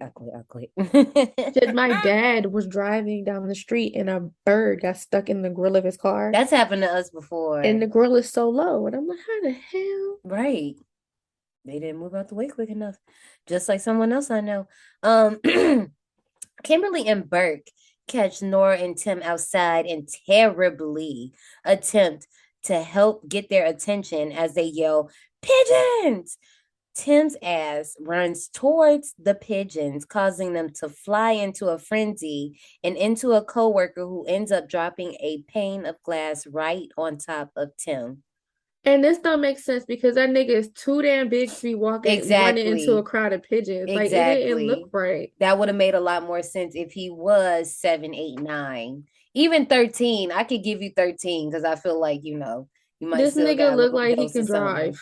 But yeah, 15, I'm like, what are you doing? But I also just want to point out, this is Kimberly's fault. You right.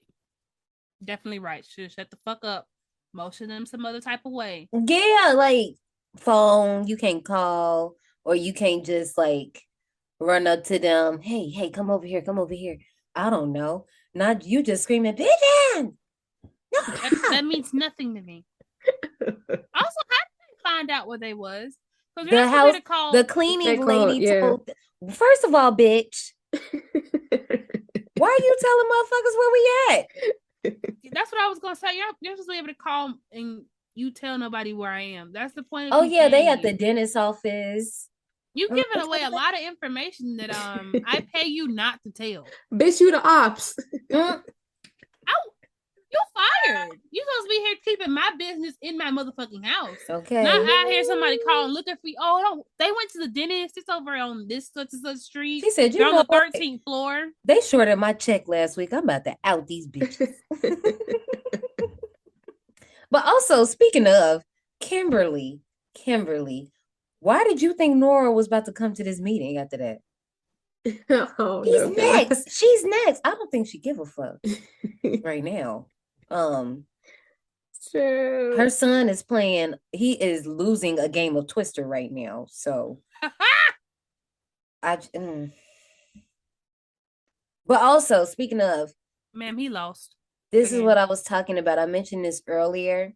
So apparently, Nora's reaction to Tim's death was cut down because it was too good. So you telling me we could have had another Annie Charlie moment and you took that away from me? You dumb fucking bitch. I'm gonna fuck you. I'm upset about this. Why would you cut that down? I want to see the grief. I can think of a few other scenes in this movie that we could have cut down that was not that. Because no, absolutely not. But I do like how this scene is set up. I remember seeing that in 8th grade on that TV screen on that rolling curtain. All of us was, when I say we was mute during this. I remember after this, I hate going past construction sites because ain't no way. Ain't no way. I'm not going to hold you. Every time I go past construction sites, especially when I was in Japan, because it was a lot, I was just like, what if something just fly and Billy Hitchcock me right now? I'd be shitty. I'd be hairless, but I'd be shitty. As Kimberly accepts her new fate, her sun visor drops and a wild Claire appears. Claire, where the fuck did you come? How was y'all finding each other? Well, okay. Kimberly and Burke, they had the internet. Claire, ma'am, how you find her? I'm gonna leave it alone. Movie's got a movie. She agrees to help and takes them to visit the mortician William Bloodworth, who tells them that they can escape death via new life as he prepares Evan's body for cremation. First of all, can we talk about his entrance? How he looked at the camera.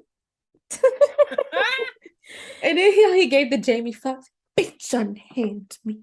Okay, first of all, don't be good. Yeah, because I'm like, Claire, now you being rude. Like, damn. He helped you last time. Right, okay. This is my mortuary. William, honey, you not slick. I saw Evan's watch on your wrist. I saw that. I mean, he don't need it. Right. He didn't need that nipple ring either. He ain't have to rip it out like that. I never realized that Mr. Bloodworth was foreshadowing Claire's death when he's like, such a fire in you. I said, Damn. But also, my favorite part of this entire scene is the very end when he says Kimberly's name and she's like, how does he know my name? And he's like, I bet the names know my name. oh, wait a minute. I do hate this next scene in the gas station when the boys light the cigarette and Claire like says whatever to him. She's like, punk.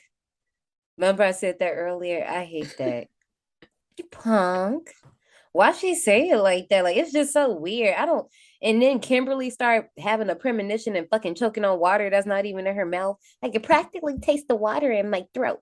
Like, If it was in your throat, you couldn't taste it. I might have misquoted her, but yes, you're correct. No, I mean she said the shit. I'm just. Oh, she did. Okay, I didn't know if I had misquoted her or not. But I'm like speaking logically. If it's in your throat, sweetie, you can't taste it. And then, Officer Burke, I'm gonna just need you to be quiet because honestly, I was gonna keep blaming Kimberly for everything, but you the one that put the Isabella shit in her head. And now we're going on this wild goose chase to save Isabella's baby. And now we done put this girl in custody. And also, y'all, it was a deleted scene where they rolled up on Isabella's house, but Isabella was not there. And Isabella had this husband that was cheating on her. But the writers was like, we're going to take this out because they casted an African-American male as the cheater. And they was like, we don't want to paint him like that. I'm glad that they took that out. Also, what does that have to do with the fucking plot? Yeah. Nothing. Also, it's completely illegal. They're holding her without any cause. Time out. The judge was sorted on Monday. Bitch, what? Monday? Bitch, I got flowers to deliver. There's a baby in me. That too. That night, the survivors meet at Burke's. Based off of the lore, Nora, she knows she's next now. Kimberly starts laying out some ground rules and code words as Claire plays teacher's assistant until Eugene takes over thinking this is all some bullshit. As he grabs his things to leave, his keychain breaks and the 13-ball keychain rolls away, hitting a mousetrap and causing a Rube Goldberg machine, ending with a kayak almost taking Claire out the damn window. Brittany, do you know what Rube Goldberg is this time? Look at us. Justice for Brittany. Well, we helping you. Leave me alone. You know I told you I didn't know what it meant last time, so of course I know this time because we made a big deal about it. This is cruel, y'all. You see how they treat me? Playing a victim. We genuinely were asking. We were about to give you a clear-cut example. No, the hell y'all weren't. Whatever. Just like y'all weren't concerned about me looking up. Y'all aren't concerned now. Please stop. I can't laugh no more. Okay. Nora, having lost her husband previously and now her son, leaves the group to prepare for her son's funeral. That is so sad. Eugene, I know, right? Eugene leaves with her, and while they're on the elevator, they get a call from Officer Burke warning her after Rory, who almost got fucking trampled by the closet, sees a shadow of a man with hooks, and it is not fucking Sugar Man, okay? Freaking out because there is, in fact, a man with hooks, and once again, he is not fucking Sugar Man. Nora ends up with her head trapped in the malfunctioning elevator doors and is decapitated. Now, I forgot to mention this. Yeah, go ahead. If I see elevator doors open and there's a weird looking old man standing there with a basket full of shit like that looks weird and creepy, I wouldn't even get on the elevator. Yeah, you can go ahead. Hooks or not, I'll wait. That should look weird. Because what are you doing? And why are these like arm pieces? And what is this? You ever seen that movie Maniac? No, but it just looks creepy. It looks like the makings of a horror movie. Issue number 2. This motherfucker is sniffing me. Right. First of all, how did you not feel that? Yes, I would have felt him right on my body. She didn't move. And I'm mad that Eugene, all he did was, nigga, yeah, I would be like, excuse me, back up. And that's how you know niggas wasn't in the writing room, because that's exactly what he would have said. But no, we don't do no clear ass cough. Get the fuck back. Get the fuck away from this woman. Get the fuck back. Right, nigga. I would probably would have said, nigga, what is you doing? Okay. What is wrong with you? I forgot to mention that earlier before they all met in Burke's place. that Rory gets on the elevator and there's like a little skull necklace on him. I just wanted to point that out. But Oh, I'm glad that you brought that up because he's fucking disgusting. Because why would you ever want to lick your finger and stick it on someone's face? I can get it off. Why do you keep asking him this, you nasty motherfucker? I'm like, are you high? Because Yes. Is it crack? Is it crack that you smoke? some. In his case, yes. Okay. But from that whole scene, we learned that the elevator is fucked up. So at this point, it's just a matter of who's about to end up on this fucked up elevator, and it is Nora. But I'm just, honey, when she was like, I don't want to die, and then clap, I was like, ooh. But you First of just said all, that you she- wanted to die. Exactly. She literally just said, I can go be with my family. Well, so why are you upset now, sweetie? She was like, no, take backsies. Wait, I didn't mean this way. So people think that Clear is partially responsible because she ran to the elevator and she pressed the button. She is. So Damn, yeah. she did. Mhm. The elevator wouldn't have went up Yep. if she hadn't pressed her. Damn. Yep. All while Rocky Mountain High was playing on the elevator. Damn. Through the trees. I hate this song. we will find you. Also, once again, Bert, why did you call her saying that? A man with hooks is gonna kill you. Why would you say that? Ain't he the police? Don't he know how to like tell people things in a calm manner? Because At it just this seemed like he point, said, fuck his training. at this point, he like we all dying. Okay, might as well just get him out the way. Somebody intervene for me. Actually, I'm next, so I'm gonna get okay, cool. I know how to play this game. Eugene returns to the room, freaking out after witnessing Nora's death. He steals Bert's gun off his hip. First the fucking all. How? How did you let this man just You need to go back to training. okay, something, because he shoots all 6 bullets into his head, but they all jam. It wasn't his time to go, Claire says as she and Kat enter the room with Nora's blood all over their bodies. Blood, do Mm-mm. all over me. Throw back to whatever episode that was. Okay. Blood. That's exactly what I was thinking of. I did. Yeah, no, every time I say that, that's your blood all over me. Bitch, get the fuck away from me. I don't want this no more. I want to go home. I wanna go home. Okay, I'm sorry. Bitch. And look, I finished one already. Survivors, are you guys still keeping up? Because it had been a while since I popped that pop. Okay, and I've been listening like, am I okay? Isabella, who is in protective custody, soon goes into labor and has to be rushed to the hospital by he's that poor soul. I know he was like, this is not what the fuck I expected when I clocked in today. He Whatever. said that shit. They left him in there with no car. With a pregnant lady. Okay. The unknowing survivors drive out to meet Isabella, and they all reveal that they've escaped death due to the remaining Flight 180 passengers dying. Eugene would have been stabbed by a student, but was transferred to another school, and Valerie Luton took over for him. First of all, damn, Eugene, what you do? Burke would have been killed in the shootout, but was at the scene where Billy Hitchcock died.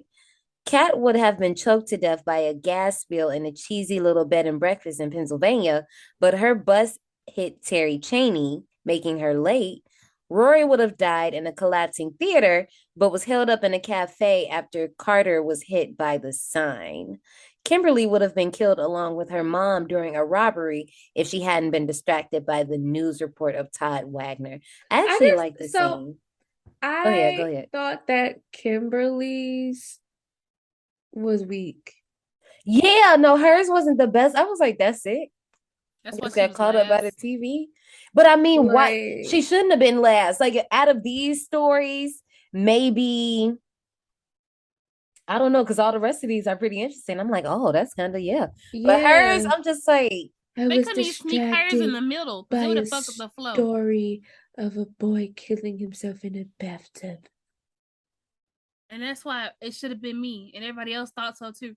Bitch, didn't nobody, your daddy didn't act like he wanted you dead. Like he really did love you.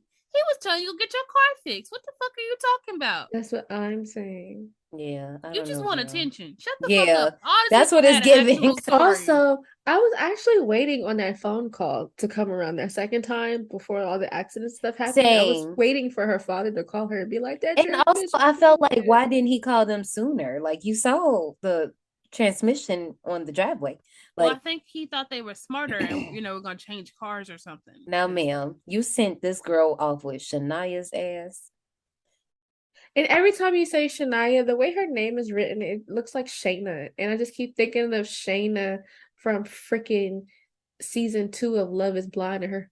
Not the team. Oh my goodness.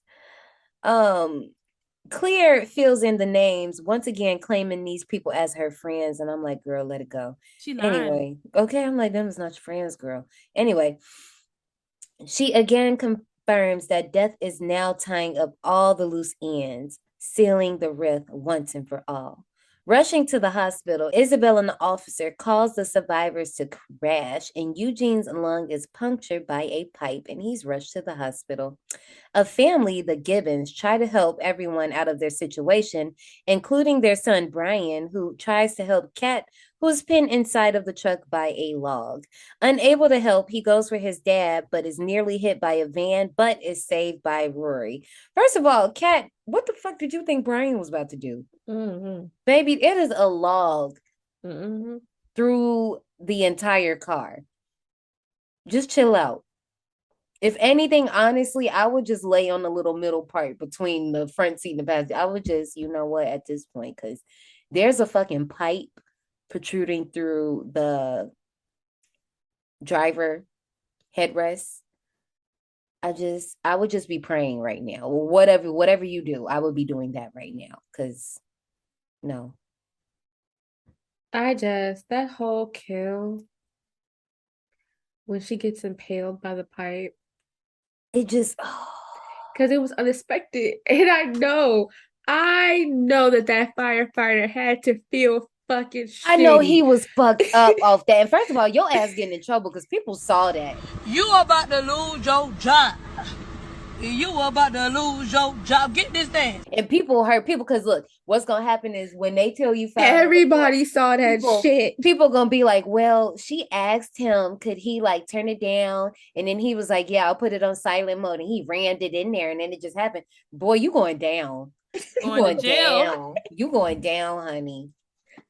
Everybody because they showed his face after he did it. He was like, oh shit. Because that's clearly manslaughter or whatever one you want to give. That's the lesser one. But God. you killed her. Like you literally rammed the fuck out of that thing. Yeah. Knowing the airbag could kill her. You fucking knew that shit and still was like, you ain't gonna tell me how to do my job. Boom. Now look at you. You don't kill the bitch. Like, I know he felt so bad. Oh. He was shitting. Okay. I just could not. A cigarette drops from her hand and ignites the spilled petrol tank of the news team's van. First of all, why was they there? And they rolled up so fucking fast. I was like, where'd you come from? And actually, in real life, this was an actual news team, like a real news team. But still, I was like, a car just crashed. Is this what y'all is? It must be slow today. But anyway, the van explodes and sends a barbed wire fence flying through the field and dismembers Rory. First of all, did y'all peep how Bert got knocked down and literally missed the flying barbed wire fence? I'm wondering, is it because it wasn't his time yet? Probably because he definitely would have got hit with that barbed wire if he didn't get tripped. But also Rory, he was like, I know we just had this car accident, but let me just get this bump real quick. And I just wonder, can you hide my porn, and can you anything that's gonna my make drugs? my mama upset, First of all, God. I just met you yesterday. Why would I want to go through your shit? I just met you yesterday. They done bonded through trauma. Yesterday. Goddamn trauma bonds. I'm gonna keep saying it. Yesterday. Yesterday. Okay, because no. Which actually I don't know, because the night that Evan died, all of that happened in a day. So you telling me the pile up happened, Evan died, you went to go see Clear, you went to go see Mr. Bloodworth, Tim died. That all happened that couldn't have happened in the same day. That had to be 2 days. Yeah, because he didn't say that they were meeting at his house tonight. I thought they were meeting at his house tomorrow. Okay, yeah. And also because when Tim went to the dentist appointment, he was like, "Oh, you missed your appointment." He was like, "We were held up on the accident by Route 23." Yeah. Okay, I'm like, no. Okay. Just had to make sure I wasn't crazy. But anyway, we need to get to the hospital now. Take my truck. Who are y'all? Friendly neighbors. We literally just crashed in y'all yard. Take my truck. Maybe they thought they were hurt or something. They were in the South. They were in New York. I was being funny. First, and then, because I'm saying the thing is, you just giving these people your truck and they racing to the hospital. And Kimberly almost wrecks the damn truck because she has another premonition. I'm like, girl. And then this girl, oh my God. Let's not. Need to drive. Y'all know how Brittany be like, listen to Brittany. Don't listen to Kimberly. Because Kimberly was like, I saw Dr. Kalarji and she's trying to strangle Isabella. When did you see that? She didn't. I saw your premonition, girl. That's not what I saw. Like, what is happening here?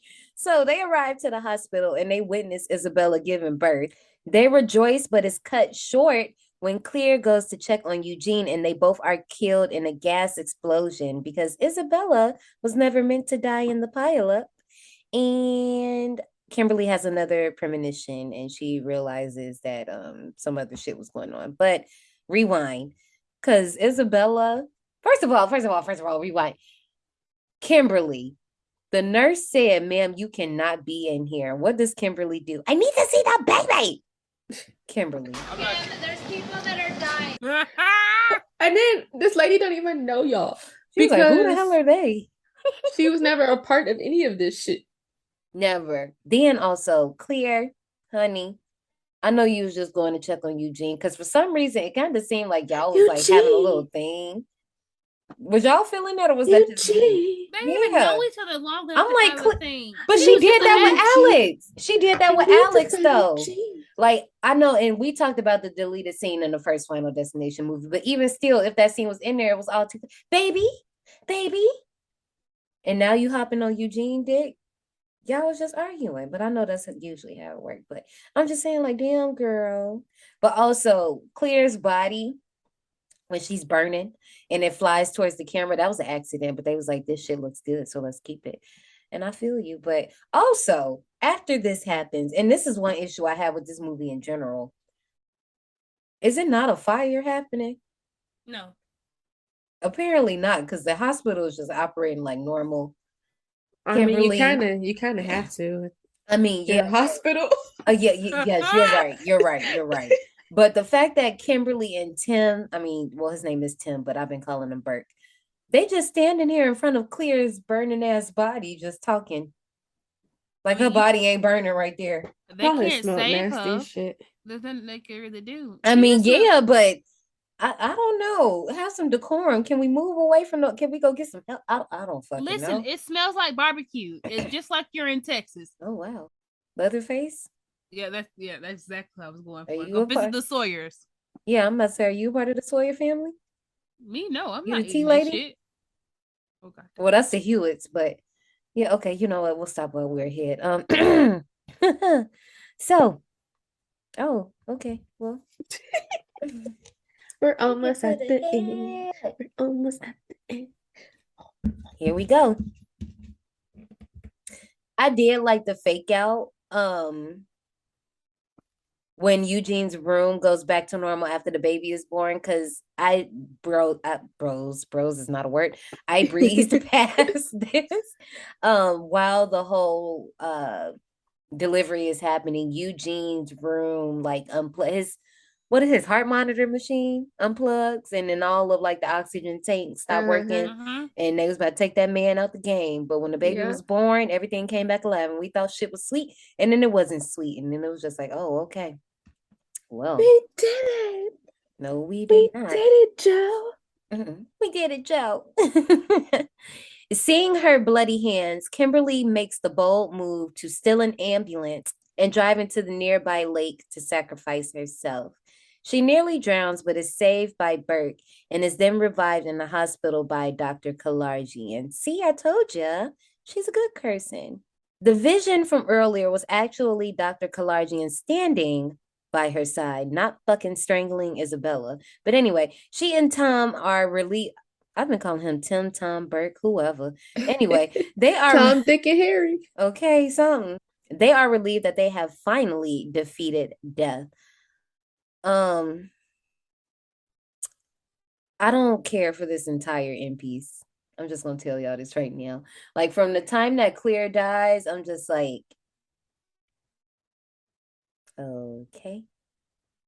And now we're in the lake, and Burke's in the lake, and now why is Kimberly's bra still on? Because it would definitely, that's not how that works. Nope.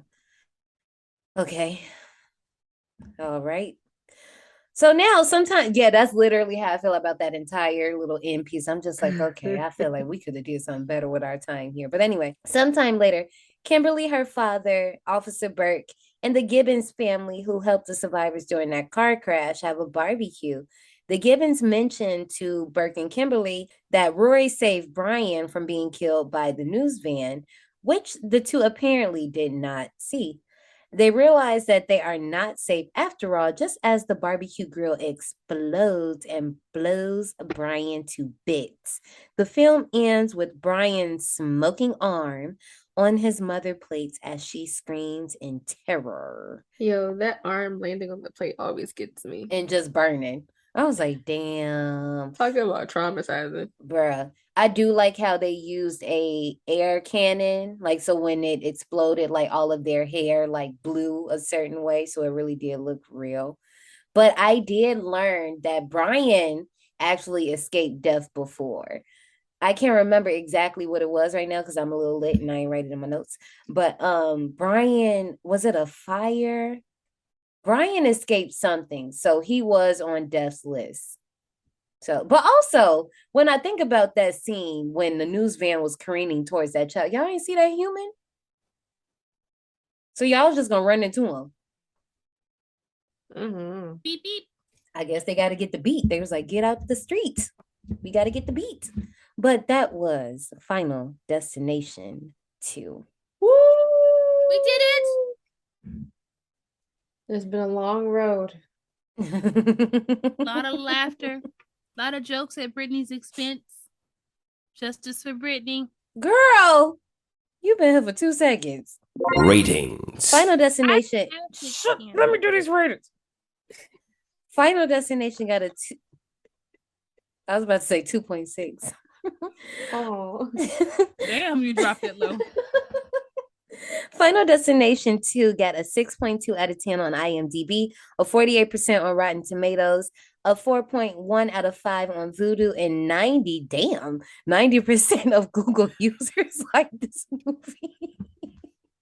I'm sorry, I wasn't expecting that. Oh, also, let me just say before you give your score, fuck season 2's rating scale. We got rid of that shit. It's over with. Fuck by 5s. We're going back to season 1's rating scale, 1 through 100, any number you want. Because no, tops and bottoms is gonna be a fucking mess. I'm still sticking with 85 because actually no, I want to do 83. I had to give 83 because I gave Final Destination 1 an 85. And like I can't give this one higher than the original because it's the original and you don't fuck with the original. Anyways, so I thoroughly enjoyed this movie. Like I said, it felt like I was watching it again from the first time because it's been years since I've seen it, and the trauma lives on. Gotta love trauma. I'm giving this film an 86. Why? because we started out strong. Folks was motherfucking dying left and right. Bodies everywhere. Bodies on the floor. But then we lost me. Somewhere along the lines. I think the body's gonna hit the floor because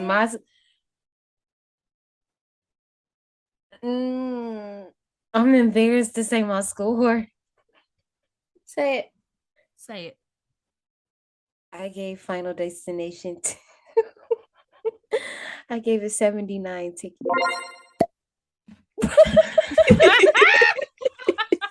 Okay, look. I'm gonna be fucking honest with y'all. I love clearly, I love Final Destination. It is one of my favorite franchises. But this one, and even though yes, earlier I did say I watched this multiple times during the summer, but it's because it's one I don't really care about.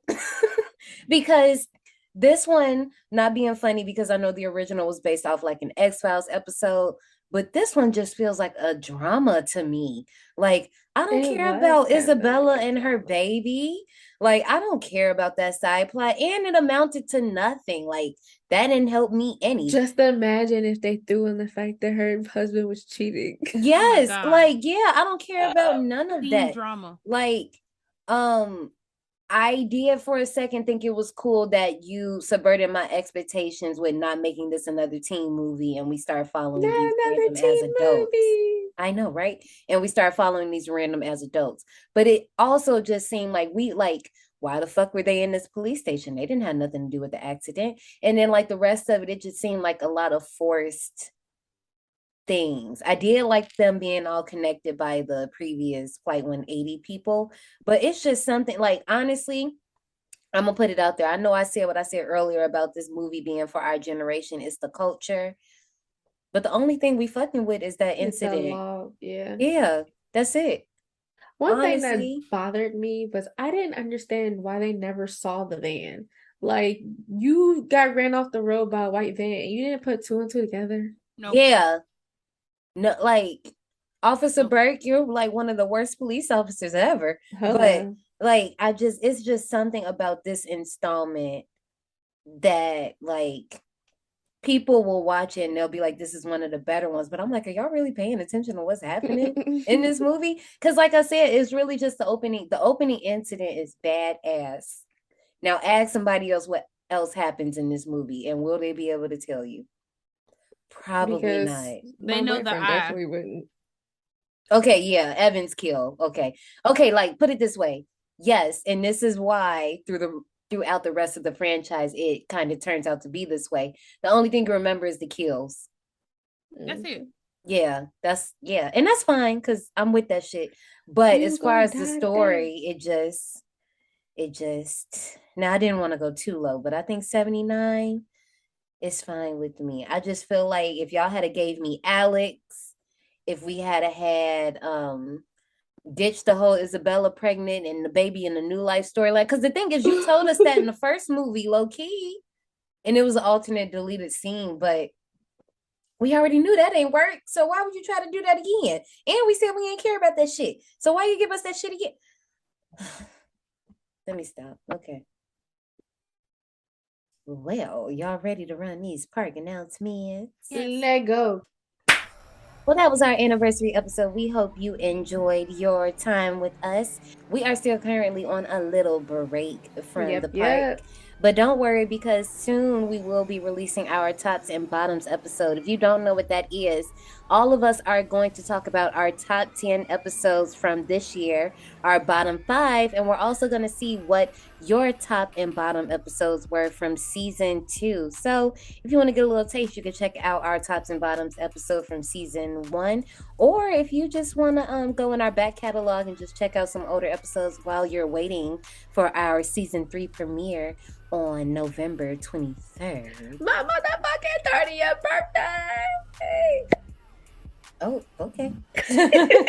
Then you can go ahead and do that. You can follow us on social media at D180 Podcast, and that's Instagram, Twitter, and TikTok. We will see you guys next time. Bye. Bye-bye. Bye, y'all. I'll see you soon.